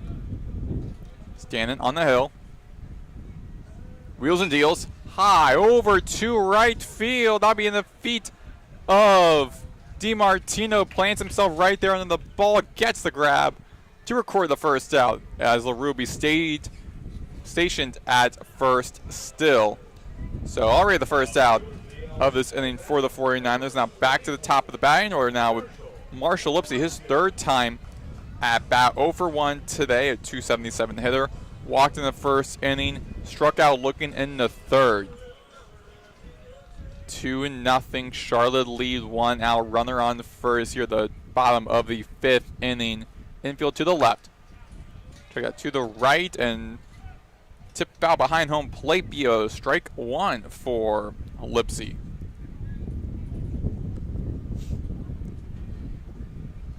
Again, big spot, middle innings of this game. FAU's pitching has done the job to keep it where it is. Just got to hope the bats can break through.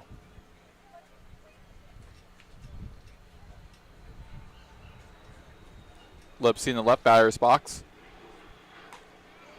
And Strickland throws over the first check on LaRue, who is pretty far away from the first base bag. LaRue makes his way back safely to first. Adam Stanton out there on the mound. Very staggered setup from him. The 6'3" right-hander puts his left front foot way out on the right side of the rubber, his left foot on the left far part of the rubber. And Lipsy again struck out. And throwing the bat over to Romano, taking his helmet off, taking off his sunglasses, does not look pleased as he makes his way very angrily very sternly over to the bullpen, over to the dugout. And so back-to-back strikeouts for Lipsy. Now Romano is also having a quiet day. 0-1 count. 0-1 is today for the switch hitter. Walks his first at bat, struck out his last. Inside for a ball 1 against Romano. Infield off to the right. Gunderson in between second and third on that infield grass. Standing on the hill, working his 9th pitch. 1-0 count, 2 outs. Runner on first is LaRue. Bottom of the 5th. Down 2 runs. 2-0 count for Romano. 2-0 Charlotte lead. Charlotte got the lead at the beginning of this game in the first. Have not scored in the last 4 innings. Owls have had a couple opportunities at the beginning of the game to tie things up, but were left stranded. 2-1 count for Romano. And for the Owls, trying to look to get their first ever conference sweep and first ever sweep this season. First conference sweep, not first ever. First conference sweep this season, and first sweep this series since against FIU over a month ago in early March. And kind of falling offensively for them. 2-2 count for Romano. Again, 2 outs, a runner on first. Down 2 runs here in the bottom of the 5th. Romano 0 for 1 today, 317 hitter. He is the 4th best hitter on this lineup right now. Tip out behind home plate, he stays at bat. 2-2 count still for Romano. He has 27 runs this season, 51 hits, 24 RBIs, walked 26 times, struck out 31 times, only getting 4 home runs. Infield now all the way over to the right. Swung on over into right field. Finds the gap parallel to the first base foul line. Running all the way over to the warning track. That will send Romano and LaRue slides into home. And Romano slides into third. He is safe. An amazing triple for Romano. Puts LaRue home. And the Owls have finally seeing the scoreboard 2-1. Charlotte lead. Owls on the board with a runner and scoring with Romano at third. Unbelievable play by Nick Romano. And great for Michael Peraza. Now he needs just do is get a single, really, to just get LaRue home. And a much-needed hit for FAU, able to get on the board, see one go through, and hopefully the bats will follow. And apologies, Romano's on third, so 1-0 count for Stannon. Peraza, the lefty at bat, struck out his first time at bat. Last at bat was lined out to 4, lined out to second. 2-0 count. And now Strickland returning up to the mound to speak to Stanton, who entered this game, entered this inning, replacing Eddie Copper, who started today in the first 4 innings. They're coming in to begin this inning, looked good in the beginning, but then giving up the triple and having a run already scored, and now having Romano in the great scoring position at the third. Now McCormick coming up to speak with home plate umpire Matt McKendry, just some adjustment notes, I believe. So still runner on third for Romano, or for Peraza, with Romano at third. 2 outs and grounded up over into the right side of the diamond, past the hands of Nedry. That will send Romano home, putting Peraza safely at first, and just like that, tied game 2 apiece here at the bottom of the 5th. Take them any way you can get them, and FAU able to put across 2 runs here. Hope to keep it going, reaching on the E4. So an error for... Error on Nedry. Yeah, for the 49ers. Now would be Ian Collier's turn. Batting right. Infield shifting to the left for him. Check swing by Collier. 2-1 count. Peraza on first. 2 outs. 2-1 count. Tied 2 apiece here at the bottom of the 5th. Lined up past the hands of Nedry at the feet of Nolan.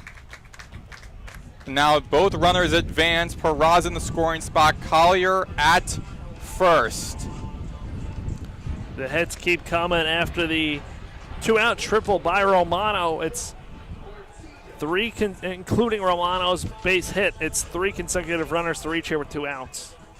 As I mentioned just a bit earlier in this inning, how FAU has been kind of difficulty going offensively versus have been doing defensively. Now, in my own words, because 2-2 tied 2 apiece, 2 runners on base, 1 in scoring, 1-0 count for John Martinez, who is 1 for 2 today. Last at bat was a single.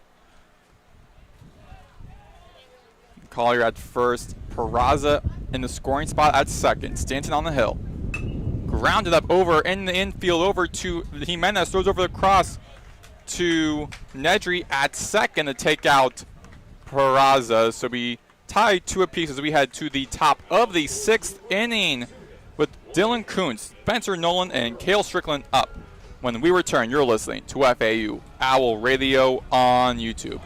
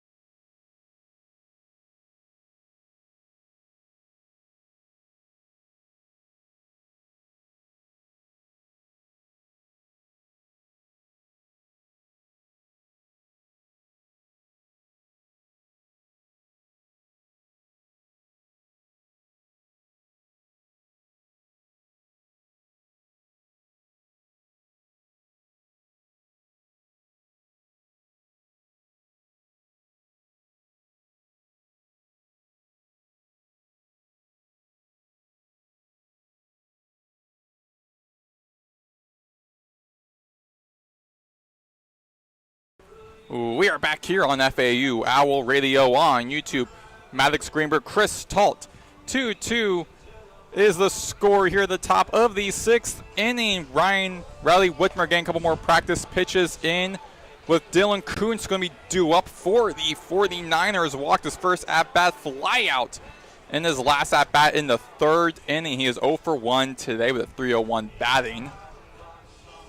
And the 49ers have not scored since the beginning of this game, Chris. It's been a long time for them. FAU pitching has held them in check to this point after that 1st inning. Looks to keep the line moving here with Riley Whitmer on for his 2nd inning of work. So tied 2 apiece. Kuntz heads over to the left side of the batter's box. Infield shifts to the right, leaving Romano, the lone infielder, off to the left.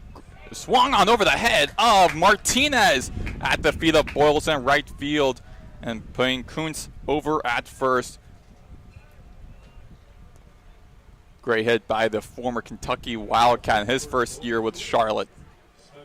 And that was the 5th hit for the 49ers. And now up is Spencer Nolan. Nolan singled his last time up, 1 for 2 today.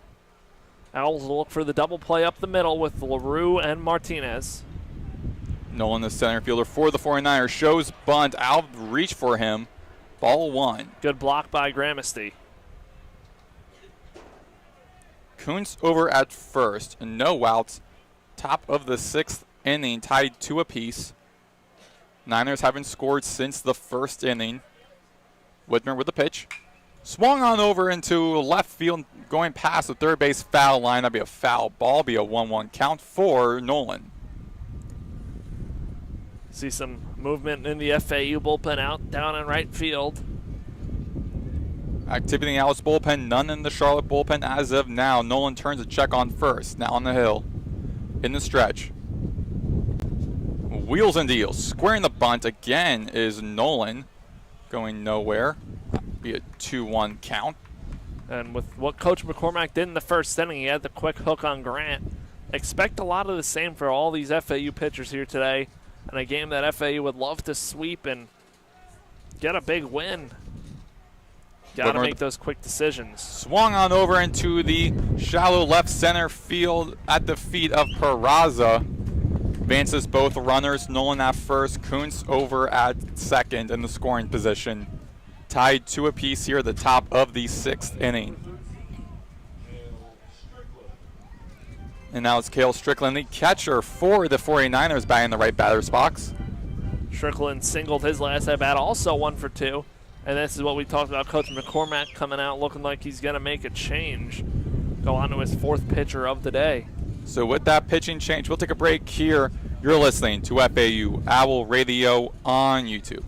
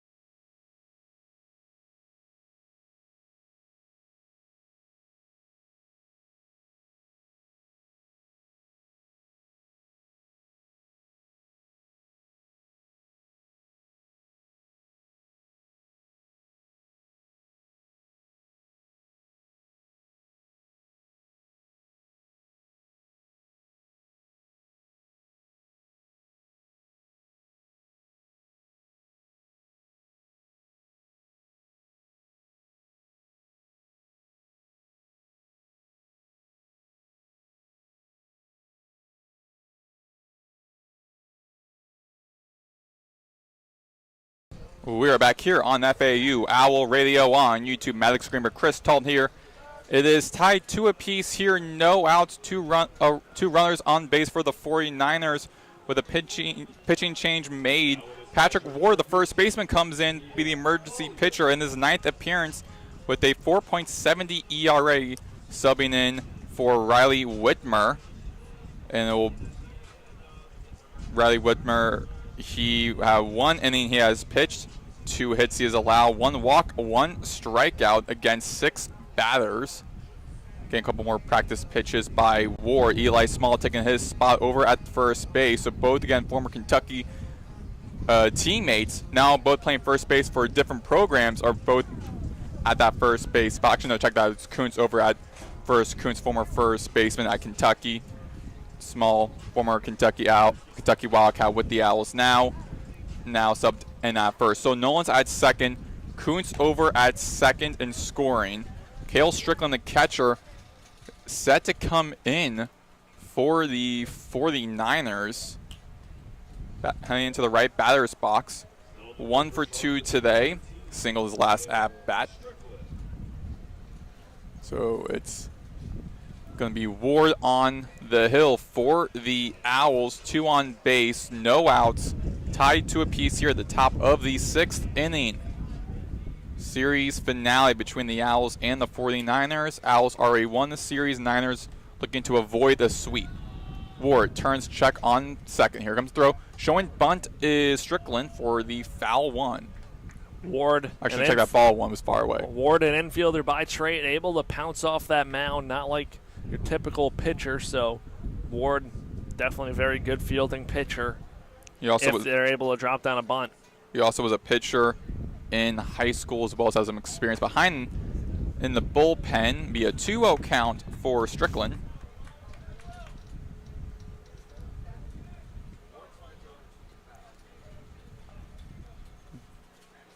Ward on the rubber. 2 on base for the 49ers. Turns check on second where Nolan's at. Check that where Kuntz is at. Throws. 3-0 count for Strickland.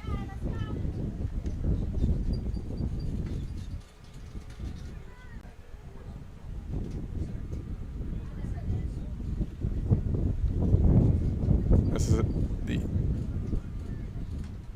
inside 3-1 count.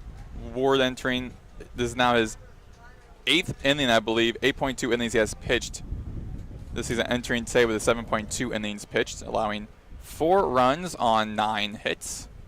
Walking 2, striking out 4.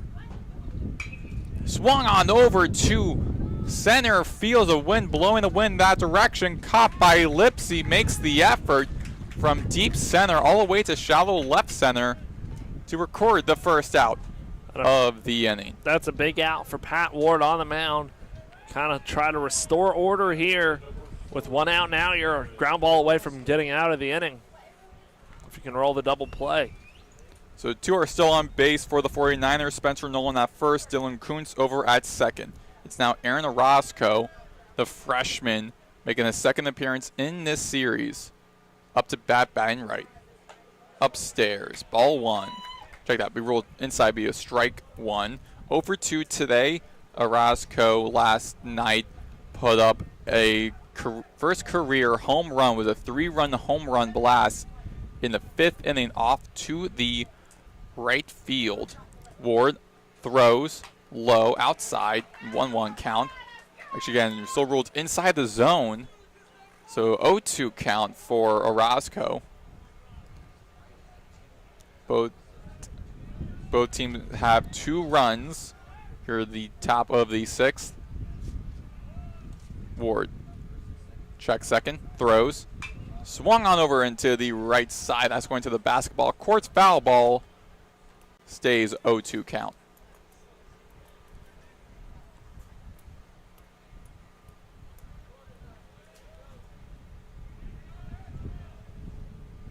Two runners on base, 1 out. 0-2 count for Aaron Orozco. Tied 2 apiece here. Grounds out of the left side of the diamond by. Scooped up by LaRue. Throws over to Martinez. Throws over the small. Tags out. Orozco just in time. double play ends the inning. The Niners again go scoreless. 5 straight innings have failed to score a run. Tied 2 still as we head to the bottom of the 6th inning. Due up is Patrick Ward, Kyle Boylston, and Brandon LaRue scratch. I won't be Ward. It will be Eli Small coming in for Ward, leading off when we return. You're listening to FAU Owl Radio on YouTube.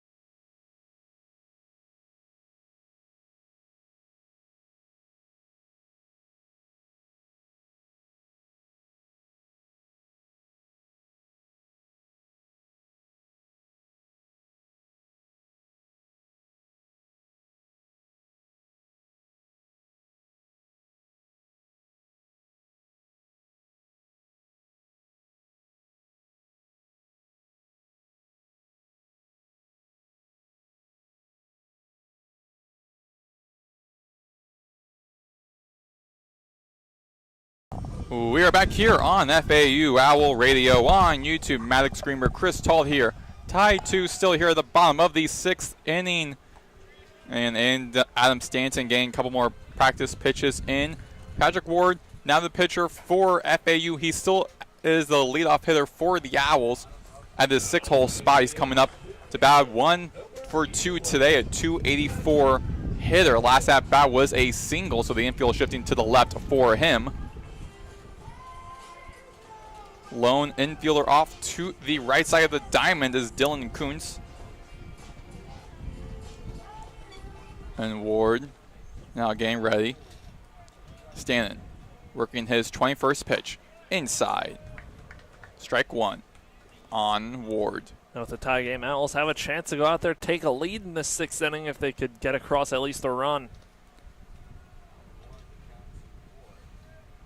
Stanton with a pitch inside for a 1-1 count. It's going to be a little bit tricky for the Owls to maybe try to get something going offensively in a way. These next 3 batters for the Owls, not one of their highest players, not really at the heart of the lineup. Yep.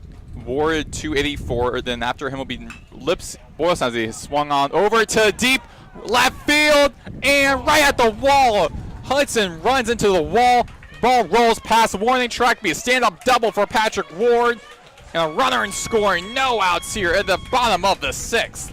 Shohei Ohtani on the rubber, got out of the inning, ended the bases, ended it with a double play. Now comes out here and gets a double of his own. Again, as we mentioned, something about how the team struggling a bit. Now, after we say that, they immediately do better. But yeah, so we got Boylston now with a .299, just shy of 300 hitting. After him is LaRue with a .244. Then after him is Eli Small with a .250. So we're already past the heart of the offense for the Owls, but so the rest of these hitters could definitely make some strides that we just saw from Ward. And Stanton going to check Ward over at second. Kyle Boylston up to bat 0 for 2 today. Last at bat was a fly out to right field.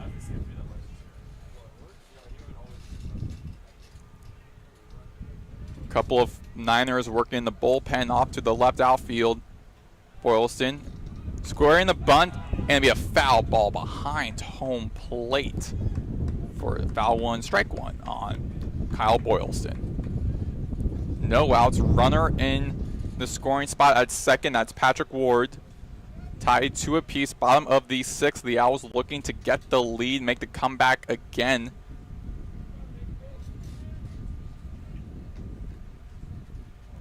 Boylston on the right side of the batter's box. Stanton again checking Ward over at second. Ward has not had any stolen bases, but definitely, again, someone to keep an eye on, particularly when you're a pitcher. This lean runner is behind you. You have to keep an eye on him every now and then. Otherwise, he'll be start stealing third. Stanton with the pitch. Big swing and a miss for Boylston. 0-2 count for Boylston. Gotta now shorten up and be productive if you're Boylston. Try your best to move Ward over to third for LaRue, who waits on deck. 0-2 count. Runner in scoring that second. That's Ward. Tied 2 apiece. Bottom of the 6th. Big swing and a miss for Boylston. That'll take him out. 0 for 3 today.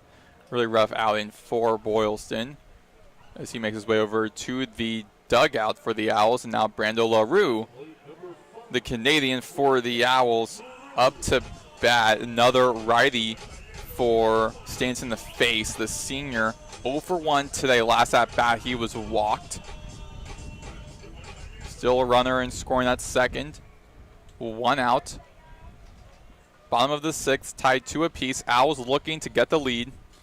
Stanton throws outside of LaRue's way. Ball 1.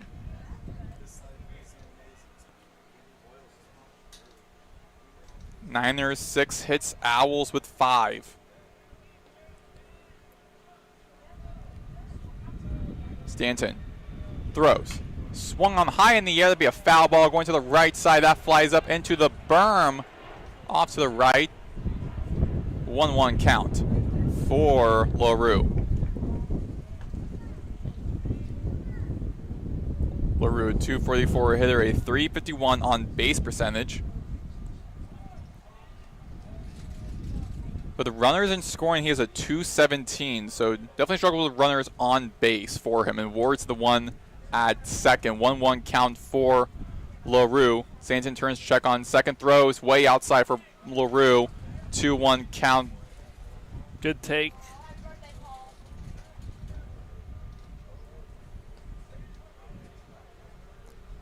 Again, crucial, the Owls able to get a run across here with Ward on second. Don't want to strand the leadoff double.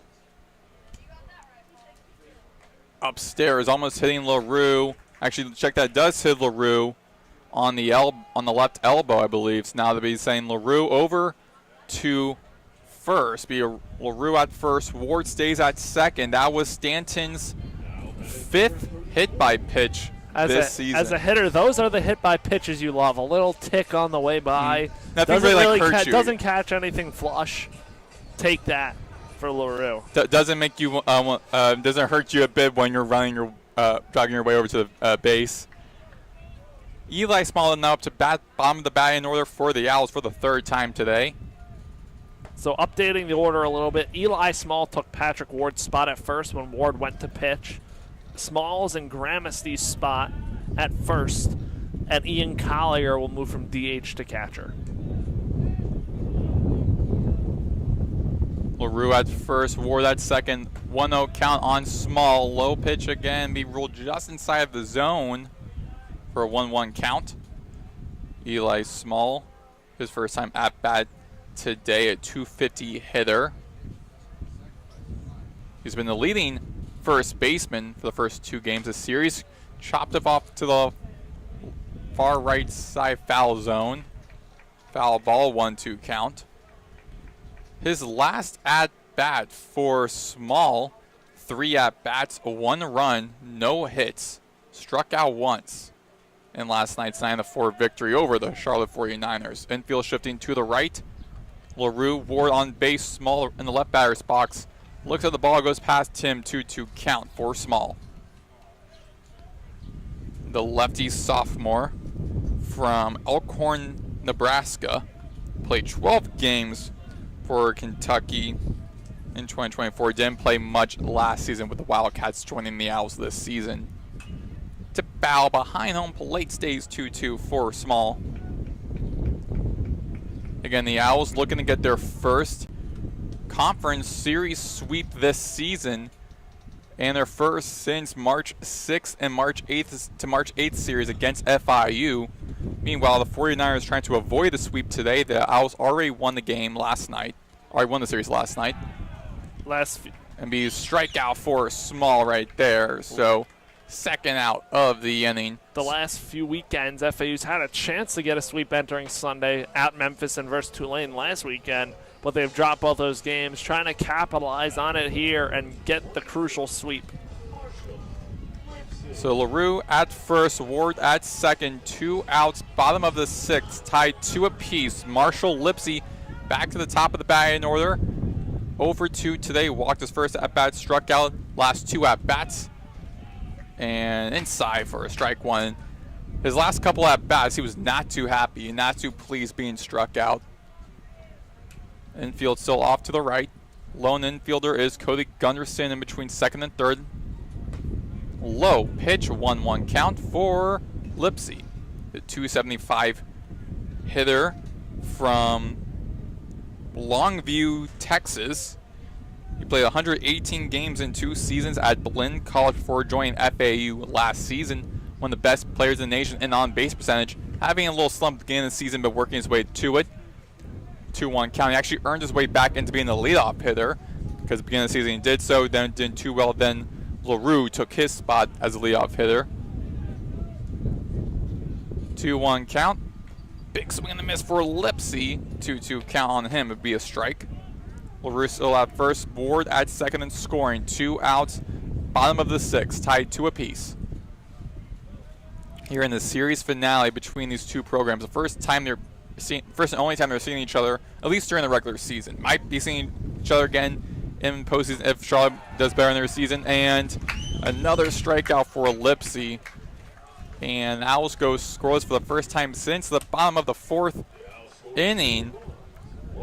So no runs, 1 hit as we head to the top of the 7th inning with Robert Nedry, Todd Hudson, and Adrian Jimenez due up for the 49ers. When we return, you're listening to FAU Owl Radio on YouTube.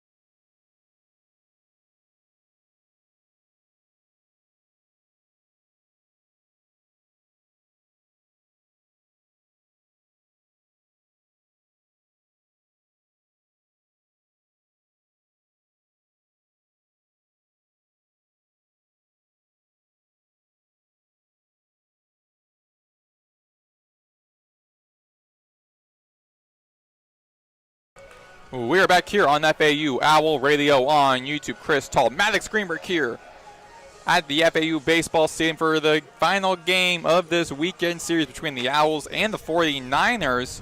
The Owls already took the series last night, 9-4, looking for their first series sweep since March 6th and March 8th series against FIU, and their first conference series sweep this season.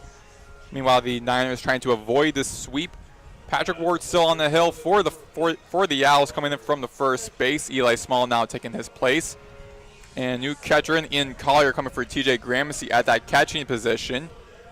Tied to apiece here at the top of the 7th inning. Robert Nedry 0-2 today, looking to start off this inning with a bang for the Niners. The Niners kicked off the game with a great 2-0 start, but since then have struggled to gain anything working for them afterwards. Even after FAU made pitching changes late in that first inning, out Garrett Grant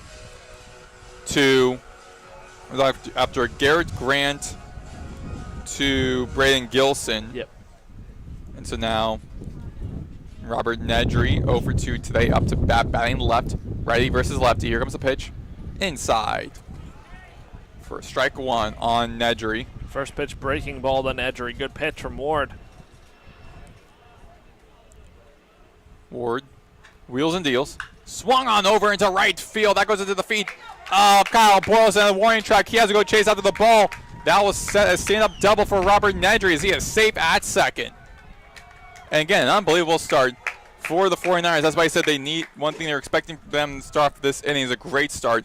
And Robert Nedry has done that. His first at-bat, his second at-bat, the second pitch against him, he hit a stand-up double. Now John McCormick has seen enough out of his emergency pitcher, Pat Ward. So Ward now will be out with a new pitcher coming in for FAU when we return here on FAU Owl Radio on YouTube.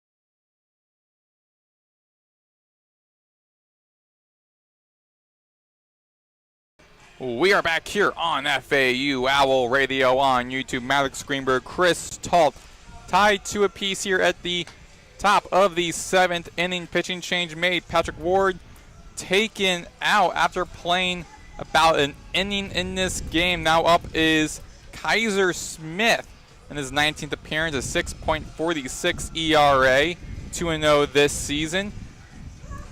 Subbing in for Patrick Ward, who had pitched 1 inning, allowing 1 hit against 3 batters. And Kaiser Smith, a junior right-hander from Stonewall, Louisiana, in his first year out of Washita Baptist, a Division II program. And fun fact, he does MMA fight training in the off-season. So definitely not a batter, definitely not a pitcher as a batter when try to go up and go fight against him, because they're probably going to lose. But it is Todd Hudson, the left fielder, the leading the top of the batting order for the 49ers. Up to bat, big swing and a miss made by Hudson for the strike one, with Robert Nedry in the scoring spot at second. He opened up this inning with a stand-up double, resulting in Ward being taken out. Smith checks second, now throws over the first, and be a tip foul behind home plate, 0-2 count.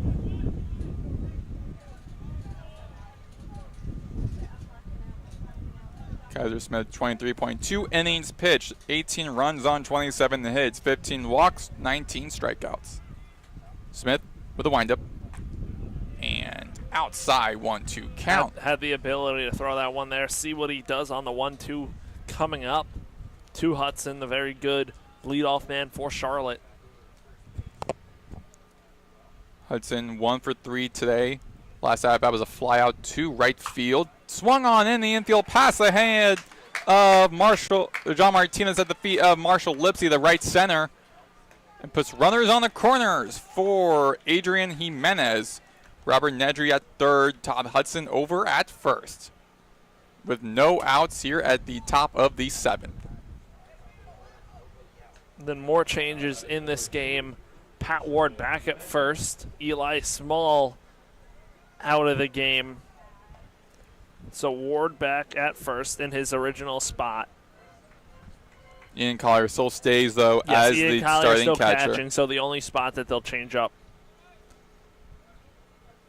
I think, will be the 9 spot. I think Eli Small will just go to DH.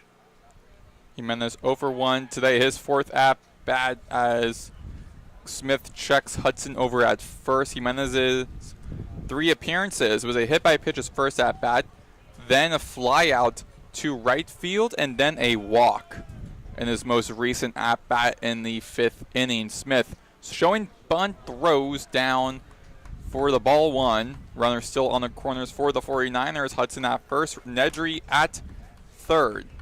Jimenez, the right-handed batter, going against the right-hander Kaiser Smith. Smith turns check on first in the stretch. Spins, throws over the first check on Hudson. Hudson still safe at first on a 1-0 count. Here in the top of the 7th, tied 2 apiece after the Owls came back in the 5th inning prior to the Niners opening up the game 2-0. Since the first inning, the Niners have not scored since the first. Ground up in the down past the third base foul line. 1-1 count, runners return. So the Niners have a real shot with no outs, a runner and scoring with Nedry at third. A real shot of scoring for the first, again back in the lead for the first time since they scored in the top of the first inning. That was, of course, a long ways ago. In a perfect world for FAU, you'd like a strikeout and then a double play, but you got to be able to just limit the damage here in the 7th. Still 9 more outs to work with offensively. Way outside by Smith for the 2-1 count on Adrian Jimenez.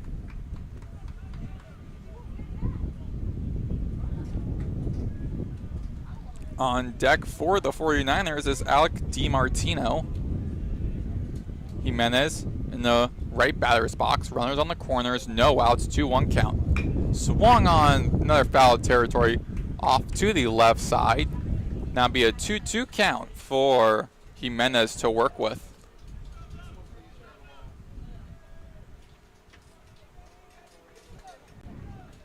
Cloud cover moving in from the right side of the foul territory. Supposed to be a chance of rain later today, but we're in the clear for this game.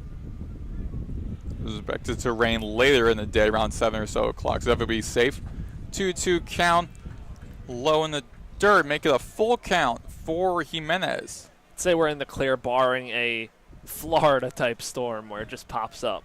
I mean, that's the one thing with that's saying my dad has. If you don't like the Florida weather, wait 10 minutes. That's basically what Florida is.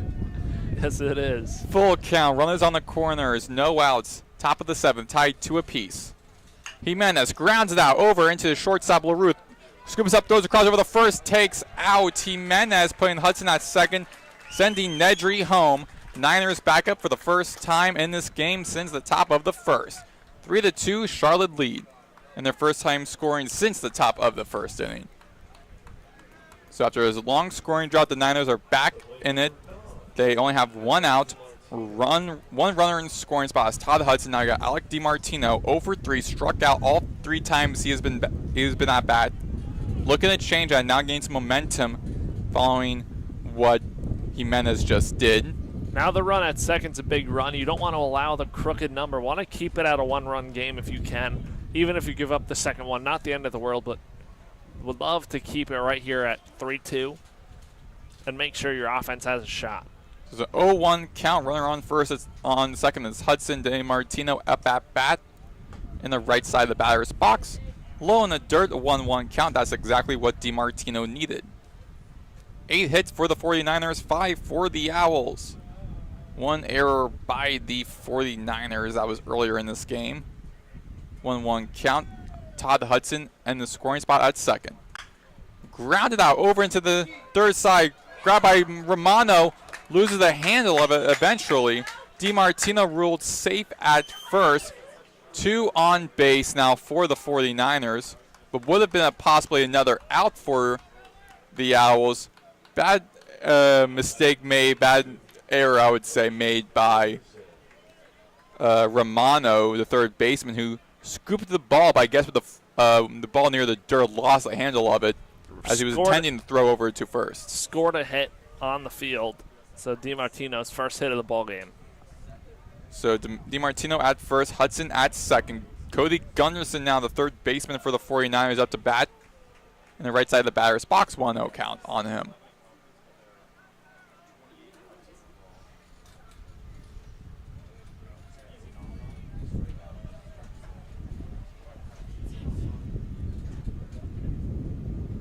Smith with the pitch.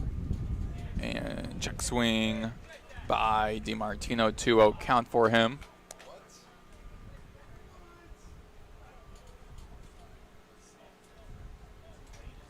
Gunderson 1 for 2 today, a 320 hitter.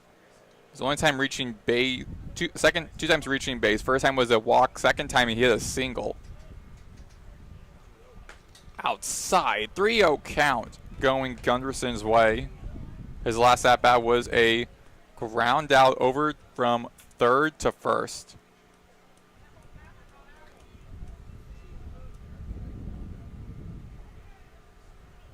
Gunderson in the right batter's box. With the pitch upstairs and 4 straight balls thrown Gunderson's way, making the bases loaded for the 49ers. A little bit deja vu. This is what happened in the beginning of the game, in which the Niners ended up scoring 2 runs out of that. So on 1 out, bases loaded for Dylan Kuntz, who again, deja vu, because that's how the game started with. So Dylan Kuntz is at bat now, 306 hitter, 1 for 2 today. Last at bat was a single. Gunderson at first, DiMartino at second, Hudson's at third. Top of the 7th, 3-2 49ers lead. They already got the run to open up this inning. Inside, down low for the ball 1 for Dylan Kuntz. No place to put Kuntz. Kaiser Smith has to do his best to attack.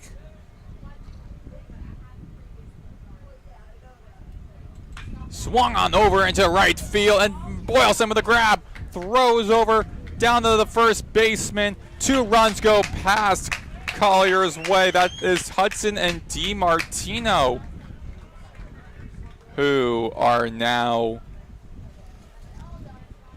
actually scratched out. It was just Hudson who reached home. DiMartino now at third. Gunderson stays at second. Kuntz is out, so already a double play made by another out made by the Owls. So on 2 outs, 4-2 49ers lead. They're back up by 2.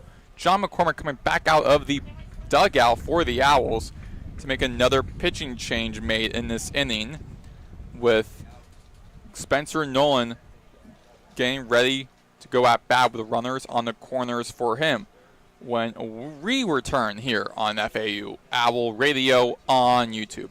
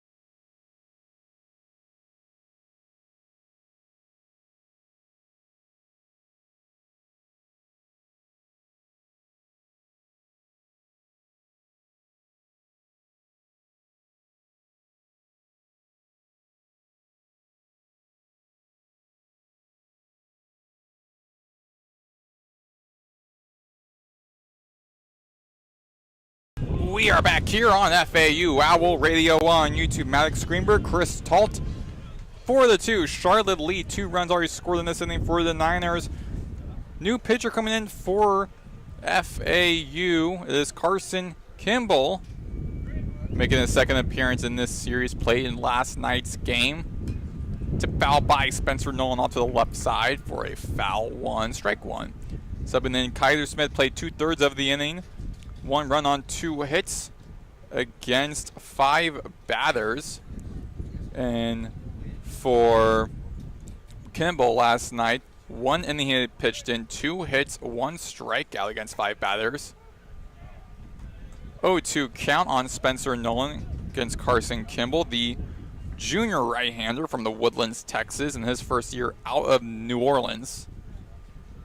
Runners on the corners, Gunderson at first, DiMartino at third. Nolan, the right-handed batter.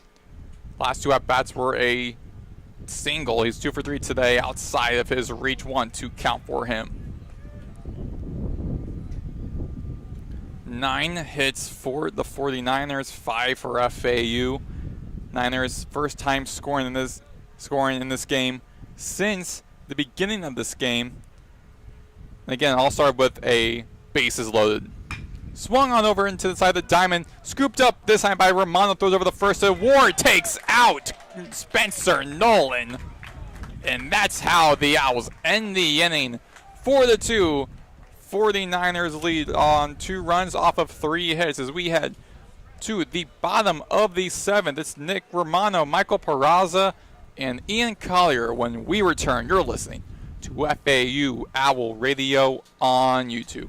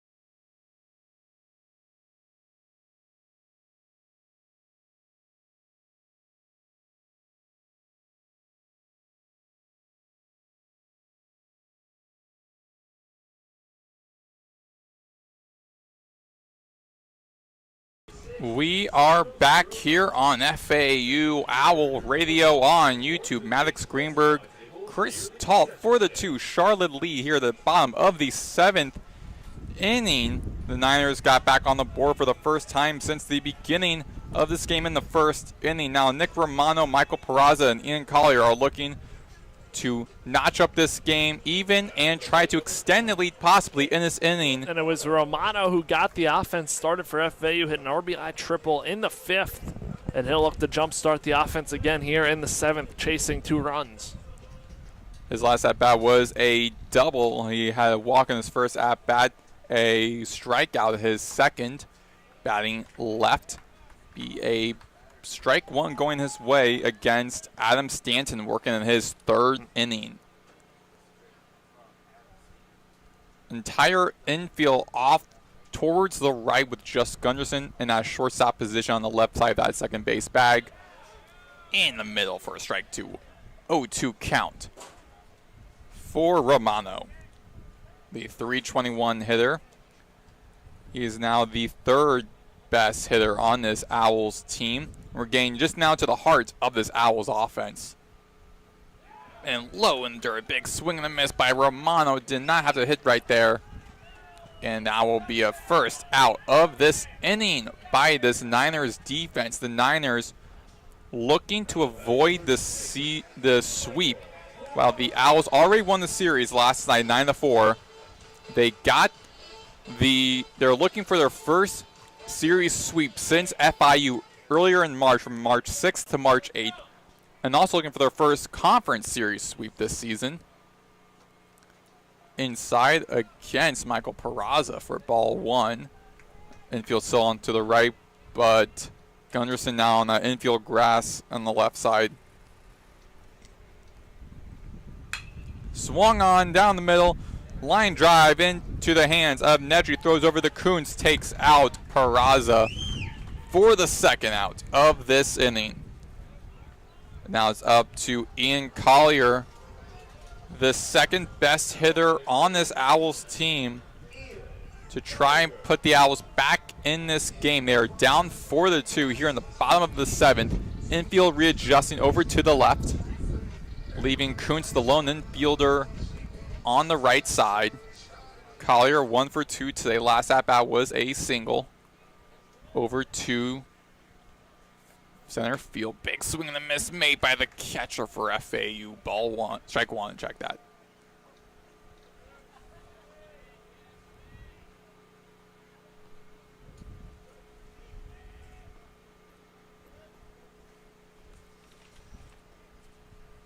Out of reach for Collier for the ball ones. A 1-1 count on Ian Collier, the graduate designated hitter, now catcher for the Owls from Plano, Texas, in his first year out of Texas State. One of 12 transfers on this Owls squad this season.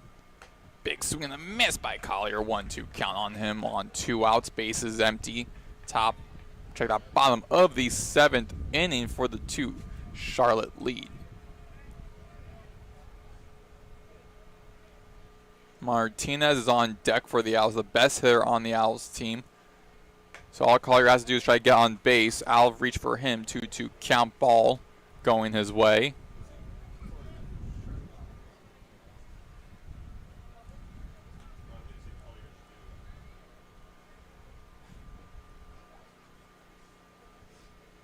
With the windup. Swung on over into the third base foul line. Foul ball stays. 2-2 count for Collier.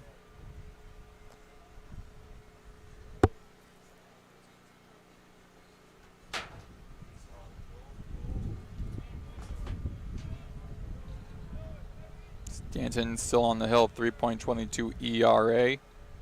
2-1 record for him. He already has allowed 1 run on 3 hits. This is his 14th batter he's facing. Swung on over into the gap in between second and third. The feet of Nolan at center field. Now that sets up for the best hitter on this Owls team. John Martinez up to bat. 1 for 3 today. He has a .333 batting average entering his 4th at-bat. Last at-bat was a fielder's choice from shortstop over to second base. That was Collier's second hit of the ball game, 3rd consecutive time reaching the base paths for FAU. Infield still to the left. Kuntz over the lone infielder off to the right. Stanton checks Collier at first where Kuntz is at. Stanton working on his 53rd pitch for the 49ers. So to bow off to the left side. The breeze starting to blow in here. Foul 1, strike 1 on Martinez. He did hit a single in his second at bat.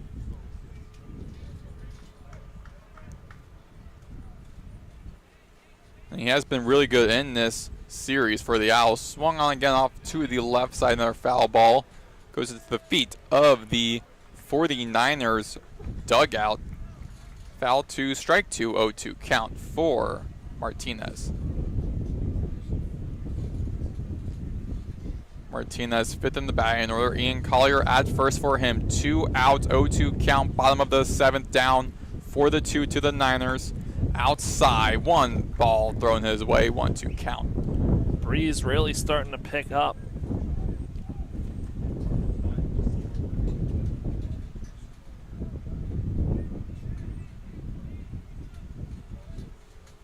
And Stanton throws over the check. Collier at first.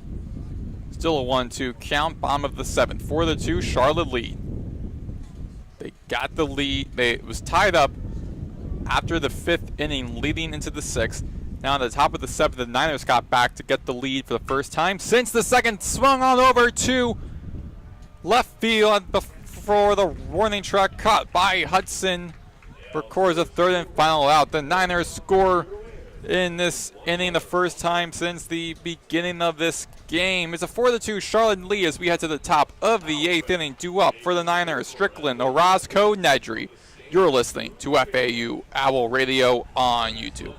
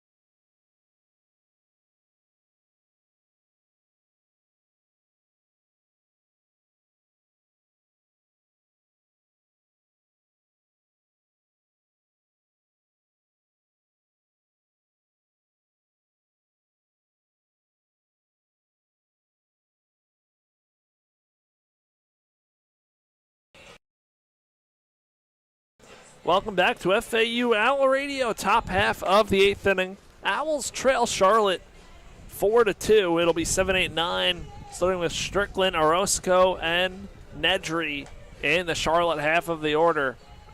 Carson Kimball got the last out of the 7th inning. Now his first full inning of work here in the 8th. Trying to keep the game where it is for the Owls. Strickland, the backstop. 1 for 3 today, comes up to the plate. Batting from the right side against Kimball.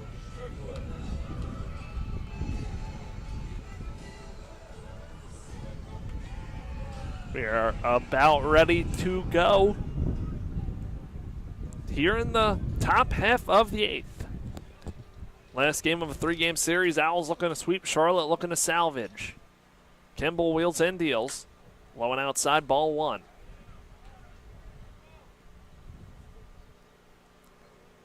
For Charlotte, every win for them, every game the rest of the way, pretty much crucial. So they're at the bottom of the standings in the conference as Kimball's fastball misses outside for ball 2. 2-0 count. 4 runs, 9 hits, 1 error for Charlotte. 2 runs on 6 hits for FAU. That one misses outside, ball 3. Kimball has yet to find the zone in the 8th. And the Owls' first 2 wins of this series, in which they won last night, now put them tied the 5th spot with Memphis and Rice, and with a win, be tied with Wichita State. Kimball's fastball misses way inside. Hit. Strickland on the way by. A hit by pitch. 4 straight wild pitches from Kimball. That's a runner for Charlotte. The Owls now they've been looking good off defensively for most of this game. It was the offense has the problem. Now it's more so of both sides of the ball are kind of struggling for FAU as Charlotte's not found their stride offensively. Now Orozco steps up to the plate. Today 0 for 3. Grounded into a double play his last time up. Kimball deals. Pitch bounces up there, ball 1. Collier stops it. Good stop.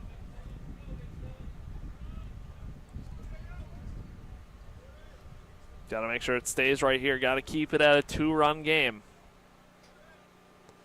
Kimball comes set from the stretch. No stolen bases this year for Strickland.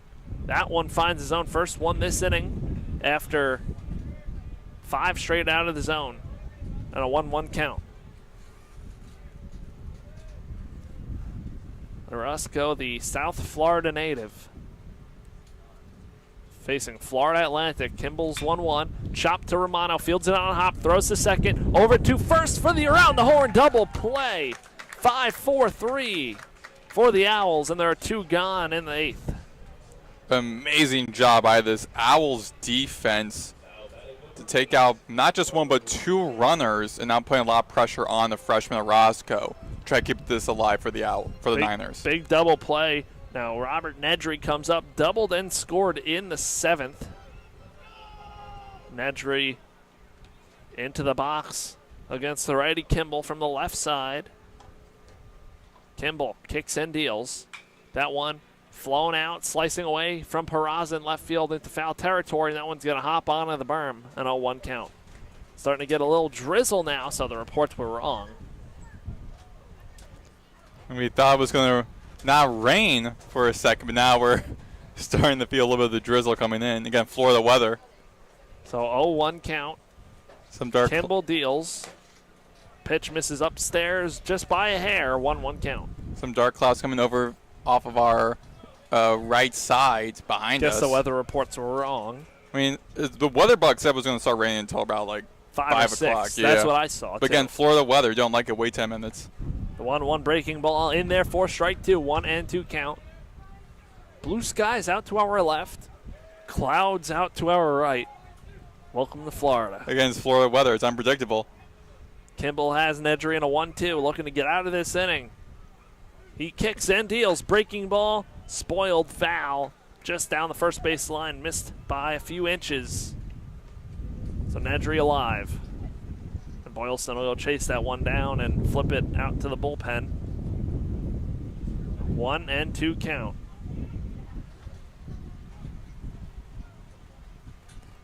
Kimball looking in for the signs from Ian Collier.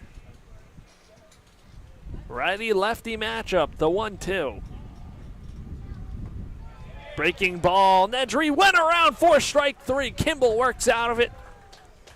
He faces the minimum in the eighth. We're going to head to the bottom half of the eighth. Owls looking to try and rally down by 2.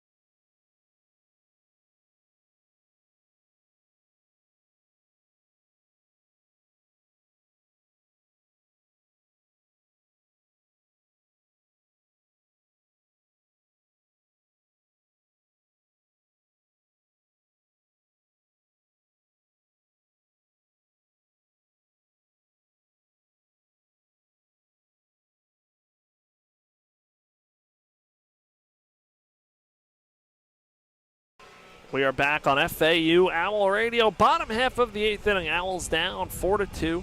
Adam Stanton on for his fourth inning of work against 6, 7, 8 in the FAU order. Pat Ward, Kyle Boylston, and Brando LaRue. Ward ripped a double off the wall his last time up out to left field. Just missed the homer.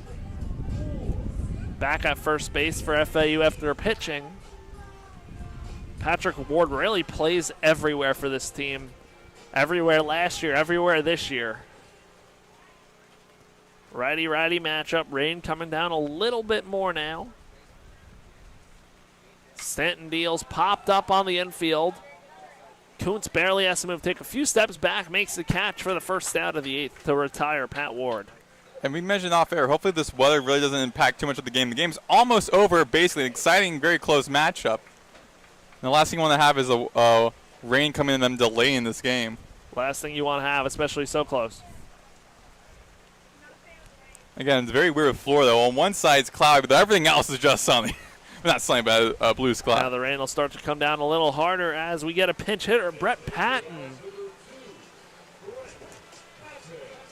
So Patton will just go into right field, straight sub for Boylston.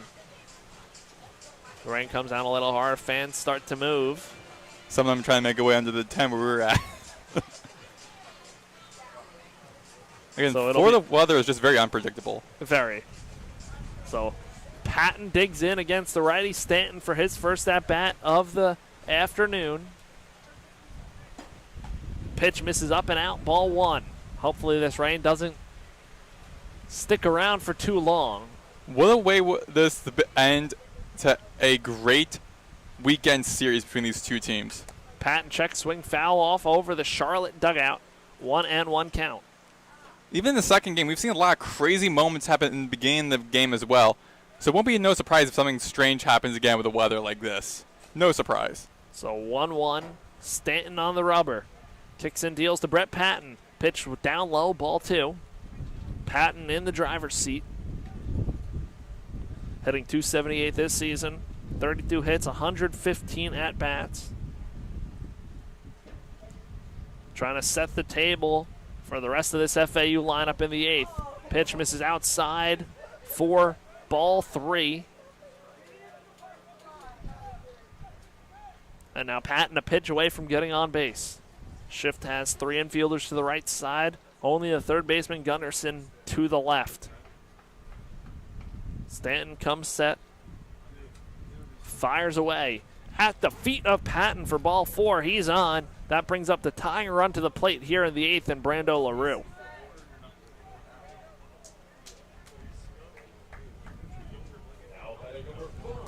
So now Brando LaRue 0 for 1, walker unscored and a hit by pitch his last time up. Will come up to the plate. The shift has the second baseman Nedry up the middle directly behind the second base bag. Kuntz holds on. Patton at first. As LaRue hits that one right up the middle to Nedry. Field steps on second, throws to first for the double play. That ends the inning.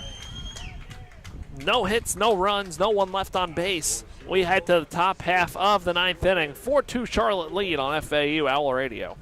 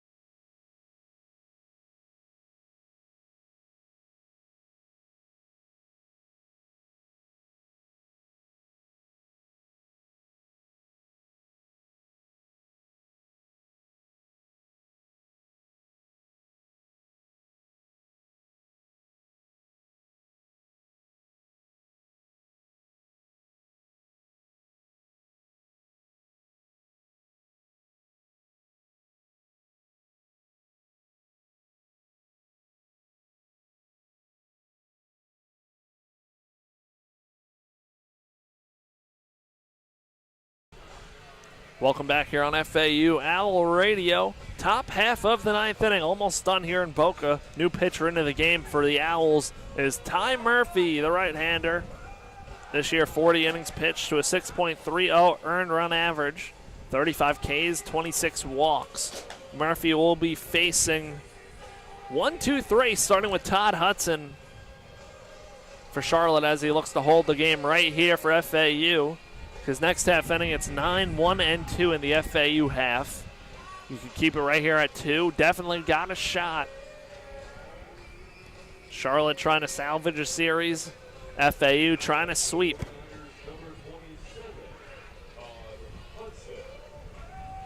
I say props to the officials letting this game continue as the rain starting to come down a little bit more in this game. But even despite the weather, Charlotte has been playing really well today. Murphy on the rubber against the top of the lineup. Todd Hudson, who takes a fastball for strike 1. 0-1 count. Murphy kicks and deals. Breaking ball chopped foul down the first base line. 0-2. You would think as long as it stays like this, they're going to try and finish this game out. Although it is an official game. They're so close to the end of it. Exactly. I was going to say, because how close it is to the game. But even then, there will be a intermission or a delay. It'll be a lot helpful for FAU trying to readjust to how Charlotte's been playing this game. Murphy's 0-2. That one served out into left field, tailing towards the line. Peraza makes a catch for the first out of the 9th inning.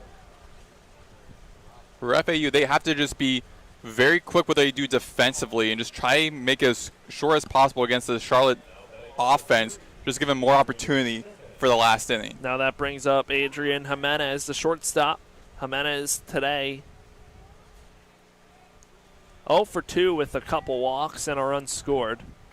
Jimenez first time facing the righties. He hits that one out to center field for a base hit. 1 out, runner on for Charlotte.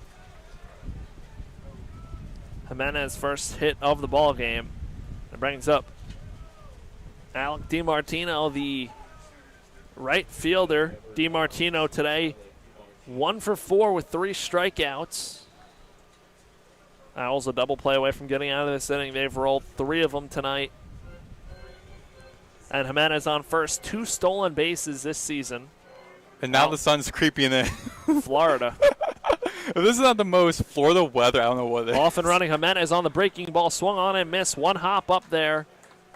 Jimenez is going to be sent back to first. That's going to be interference. Obviously not something that Jimenez wants to have happen. And Jimenez is going to be called out automatically on the interference.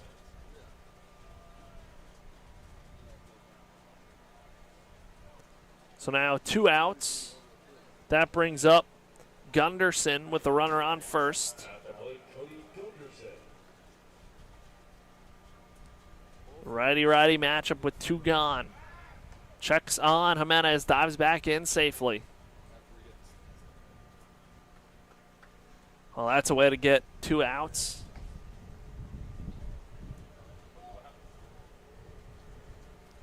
As Murphy deals breaking ball, hits Gunderson on the backside. He's on runner in scoring position now with 2 outs. And with that, it brings up Kuntz, the first baseman.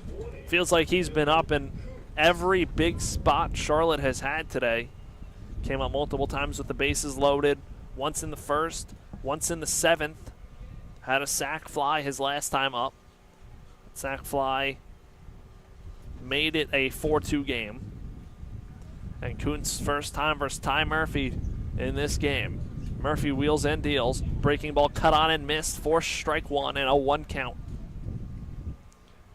Yeah, and for Murphy, definitely important to take Kuntz out now. Don't want to let this lead balloon anymore. Particularly Murphy checks on Jimenez at second, dives back in time. Particularly when you have 2 runners on base, including 1 scoring Jimenez, having a 306 hitter like Kuntz, really important to take him out. So an 0-1 count. Murphy fires away. Pitch, breaking ball. Kuntz chased down low. 0-2 count. Sun coming back out. Rain looking like it's going to stop for the time being. Hopefully. Hopefully. 0-2. Murphy's pitch. Breaking ball outside. Ball 1. With 2 outs. Got to get out of this. FAU's got a chance. Double barrel action in the Charlotte bullpen as Murphy winds deals. Outside, ball 2.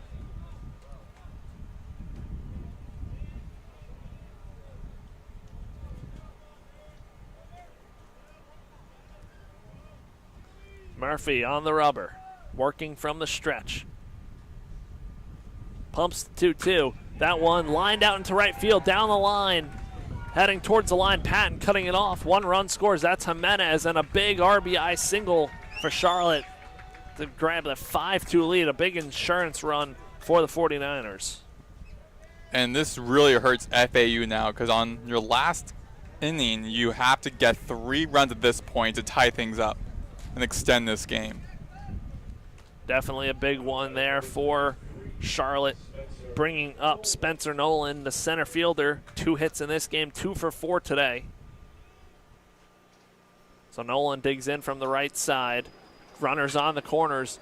Lifts that one. Foul territory right side, slicing towards the berm and onto the berm for an 0-1 count. Yeah, for a second, it looked as though Boylston was trying to figure out, Patton was trying to figure out where the ball was going, and then First baseman Ward was putting him there. It's going this way. It's going this way. So far out of reach. But again, with the sun coming into play for the first time really in this game, definitely going to impact the outfielders trying to find the ball. So 0-1. Runner on first is Kuntz. Runner on third is Gunnarsson as Nolan takes low and out. Ball 1.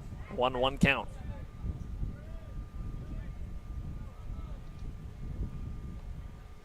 Murphy's pitch, chopped foul off of Nolan in the batter's box. Now a 1-2 count, pitch away from getting out of it. Again, next half inning for FAU, it'll be Eli Small, Marshall Lipsy, Nick Romano. Murphy set from the stretch. Wheels and deals. Breaking ball fouled off. Nolan stays alive. 1-2.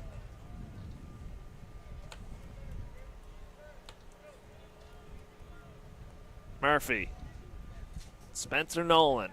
The pitch. Breaking ball, Nolan doesn't offer. 2-2 count. And Nolan's doing just a great job trying to stay at bat for as long as he possibly can, trying to tire Murphy out. 2-2, 2 outs, 2 runners on. Murphy. Fouled off by Nolan to the third base side.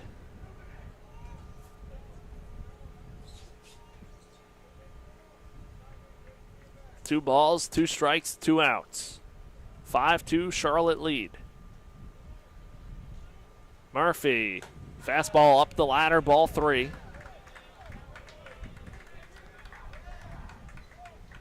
Charlotte staying alive. Good at bat so far from Spencer Nolan. Hitting .305 this season. Murphy deals. That one flown out to right field. Patton going back, slicing towards the line to the warning track, makes the catch for the third out of the inning. 1 run on 2 hits, 2 men left on base. We head to the bottom half of the 9th inning. FAU needs 3 to tie, 4 to win in Boca.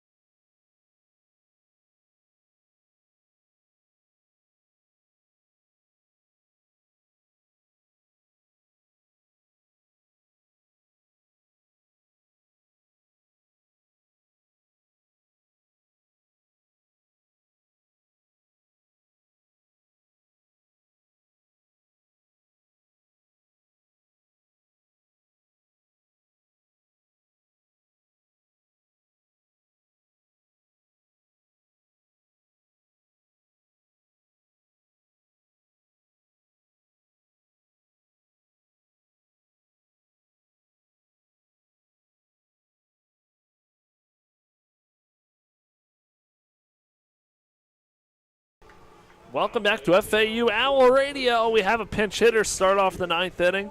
That's Xavier Maranta pinch hitting. Adam Stanton still in there for Charlotte as Charlotte looks to take game 3, take the final game of the series. FAU looking to rally here and sweep the series, but it starts with Maranta batting in the 9-hole for FAU.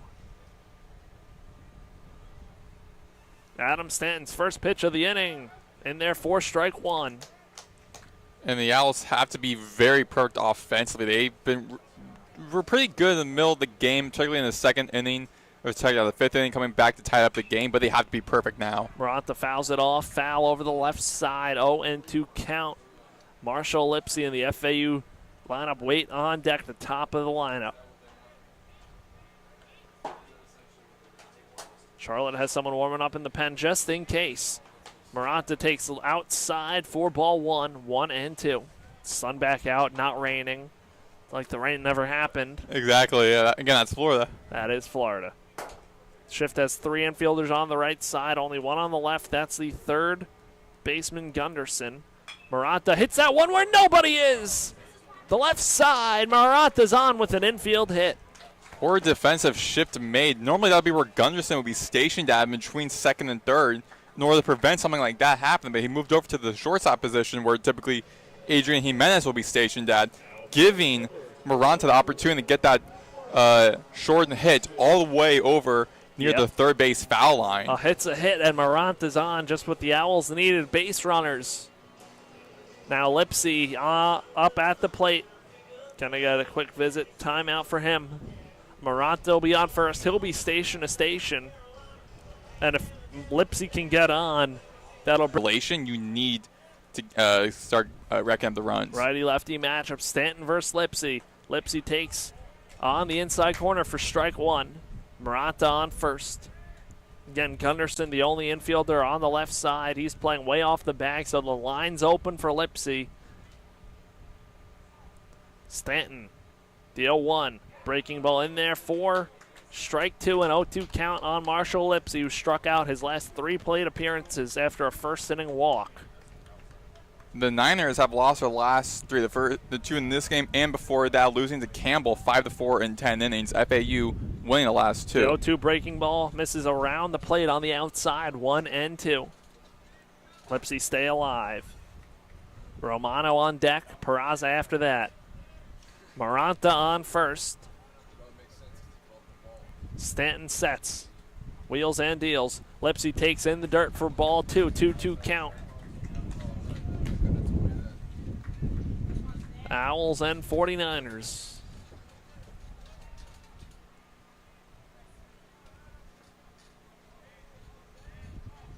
Two balls, 2 strikes. Stanton checks on Maranta, who really didn't even have a lead.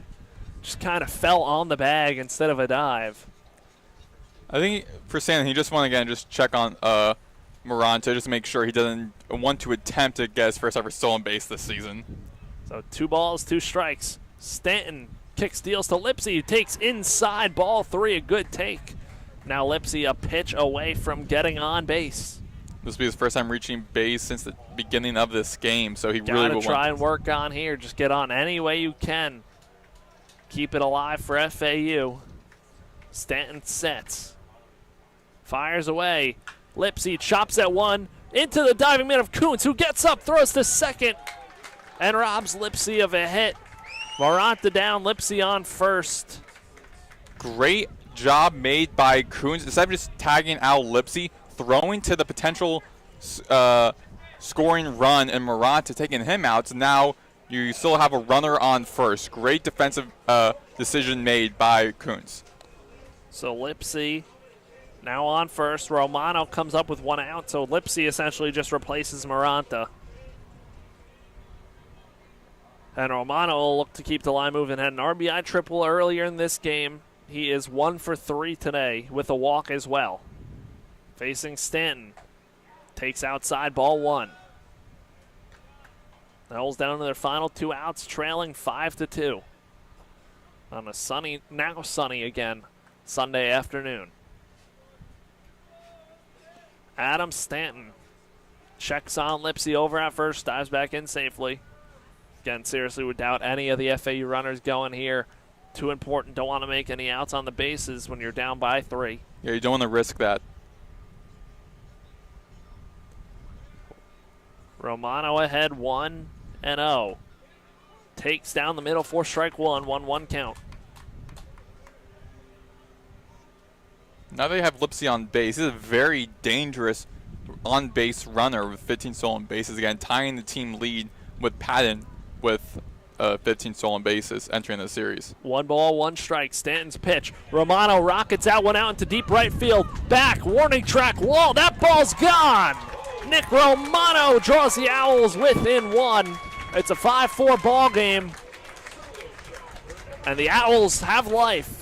And that's exactly what the Owls needed in this game. A 2-run home run bomb by Peraza. Owls have a chance. There's a pulse. It's like with the, what was that movie, Dumb and Dumber with a Jim Carrey? You're saying they have a chance? Just that.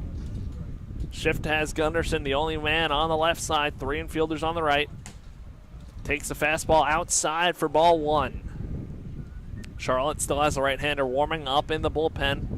Stanton over 77 pitches here this afternoon on in relief. Peraza takes that one past on the left side, past the diving Gunderson and into left field, bringing up the winning run in Ian Collier. Peraza the tying run over at first. And I won't be surprised because we're seeing a couple pitchers warm up in the Charlotte bullpen. I won't be surprised if we might see a Charlotte pitcher coming in for this next upcoming batter or two maybe later in this inning, particularly with how Stanton's been pitching lately, and particularly with infielder like Gunderson having a couple of balls going past his way. So Collier, the power threat for FAU, 8 home runs on the season. Digs in, but now a timeout called. If we've learned anything from Charlotte this weekend, it's that they'll do a player visit here. The player visit will end, then the manager, the coach will come out for Charlotte, and then they'll make a pitching change. We'll see if they do that. I mean, Stanton's been out there for a while. He's done good. Yeah, but I feel like, again, fatigue in a way, with how like, the weather's been playing, stuff like that. You're just kind of getting into his head a little bit again. Baseball is all a mental game, but I feel like with Strickland, it's definitely time. Okay, here's a couple pitches to work with against Collier, who's currently the second best hitter on the Owls team. Because after Collier, it's Martinez, the best hitter on this team. So you gotta be careful with these two upcoming hitters, particularly with Collier, who's 2 for 3 today, one of 3 Owls with 3 hits today. Now, no doubles defense for Charlotte, and here we go. This is going to be the pitching change. This is what it's been all weekend. For some reason, they like to take a lot of time on these mound visits and pitching changes. So now we're going to get the mound visit for Charlotte, and then the coach is going to wait until the last second until the ump comes out, makes a change. I mean, I would say kind of a smart strategy, too, because they're kind of throwing off FAU in a way. Plus, again, making it all like a kind of like a mental aspect of it as well. We're still waiting to see who's actually been coming out from the bullpen for Charlotte. Because whoever it is, they have to be really have to be careful, because they have not only Collier to worry about, but then Martinez right after him. 2 of the best hitters on this Owls team. So now we're going to get a pitching change. We're going to take a quick break right here on FAU Owl Radio. Owls still fighting, down 5-4 in the 9th.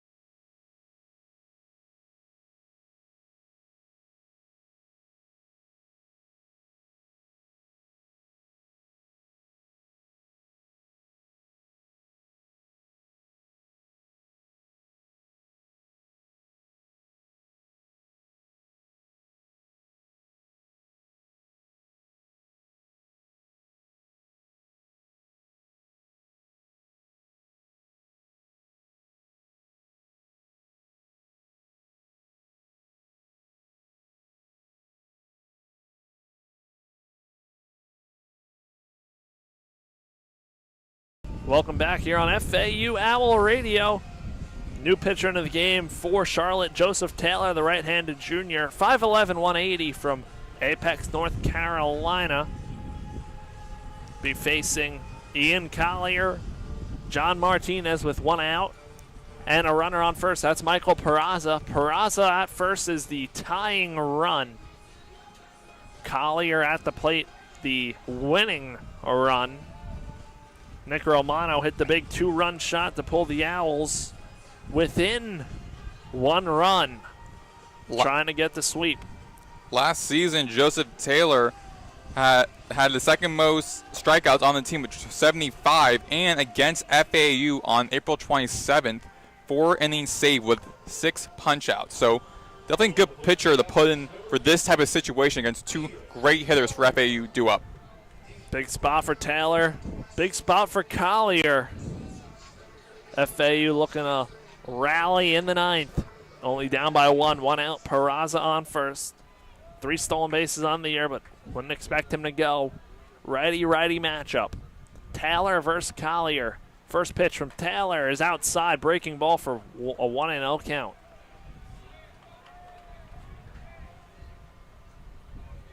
Everybody on the edge of their seat here in Boca on a Sunday afternoon. Both sides, Charlotte and FAU. The 1-0. Collier takes a big hack at that one and a 1-1 count. Again, a lot is at stake in this game. For Charlotte, they want to avoid this sweep.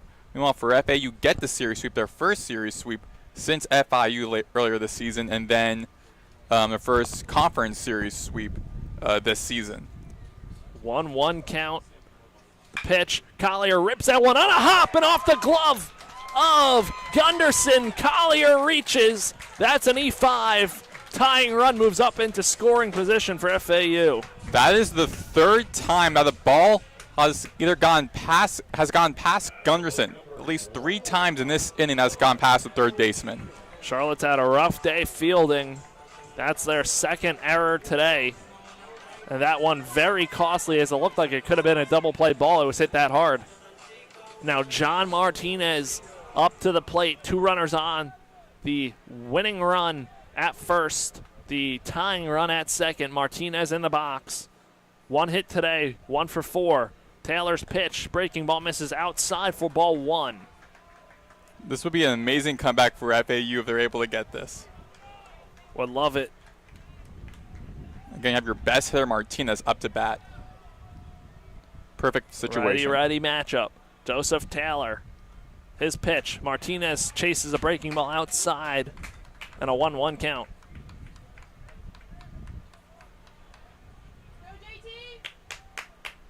Pressure-filled moments here in Boca. 1-1. John Martinez, the Owls' second baseman, at the plate. Taylor's 1-1. Breaking ball, spins another.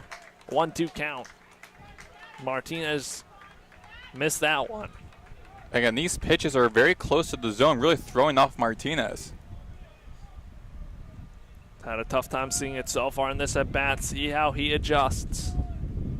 1-2. Peraza on second, Collier on first. Martinez swings and misses at a fastball in the dirt. 4 strike 3. The Owls down to their final out, and Patrick Ward. And that is very big by Joseph Taylor, taking out the best hitter on this Owls team, having him swing looking. Now you get Patrick Ward off and running on contact.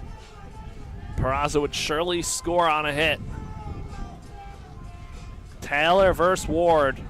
Game on the line, 2 outs in the 9th. Charlotte leads by 1. Ward stands in. Has a double tonight. Good block. Fastball missed in the dirt by Strickland to keep the runners where they are.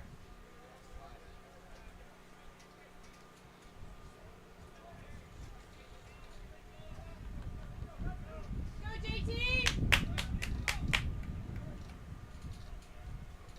1-0 count, 2 outs. If Ward's able to reach, Patton's on deck. Pitch. Caught the bottom part of the zone, 4 strike 1, 1-1 count.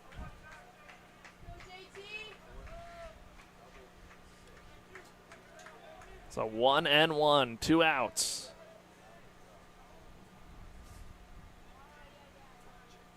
Taylor sets, wheels and deals. Ward able to hold up on the breaking ball, 2-1 count.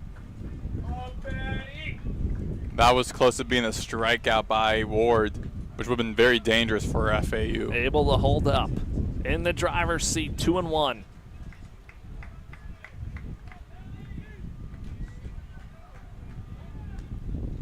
Joseph Taylor sets. Winds, deals. Breaking ball foul tipped into the mid of Strickland, and FAU down to their final strike. Go JT! Charlotte fans to their feet.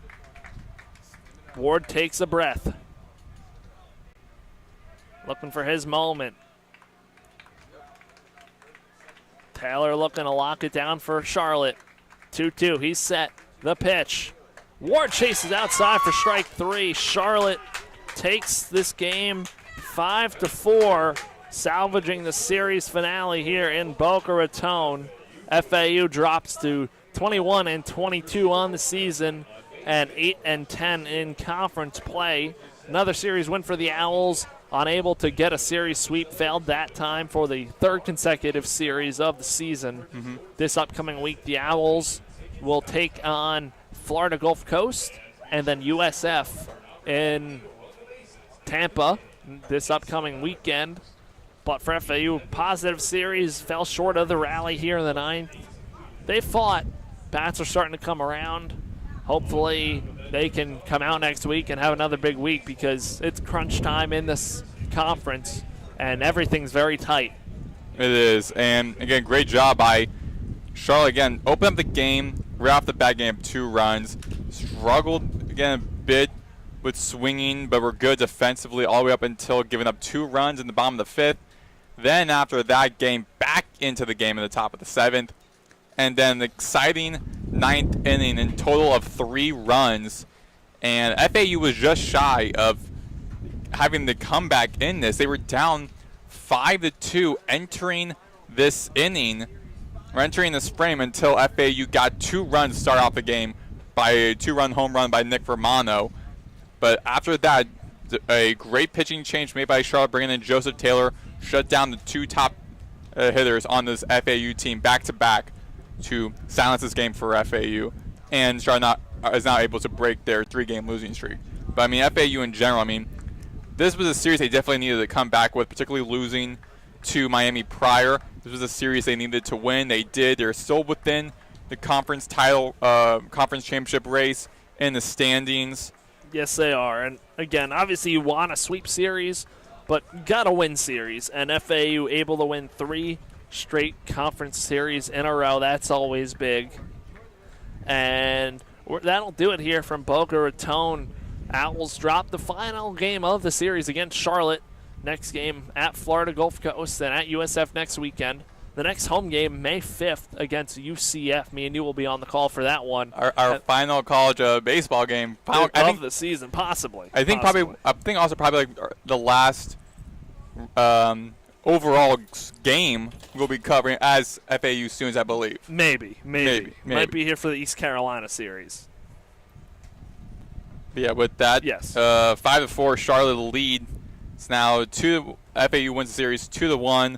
Almost had the sweep, but Charlotte was just defiant and got the much-needed victory. Correct. That'll do it here. For Maddox, Greenberg, I'm Chris Talt. Owls drop this one 5-4 against Charlotte, taking the series, though, 2 games out of 3. And we will see you next time on FAU Owl Radio. Make sure to stay tuned for all upcoming FAU sports broadcasts.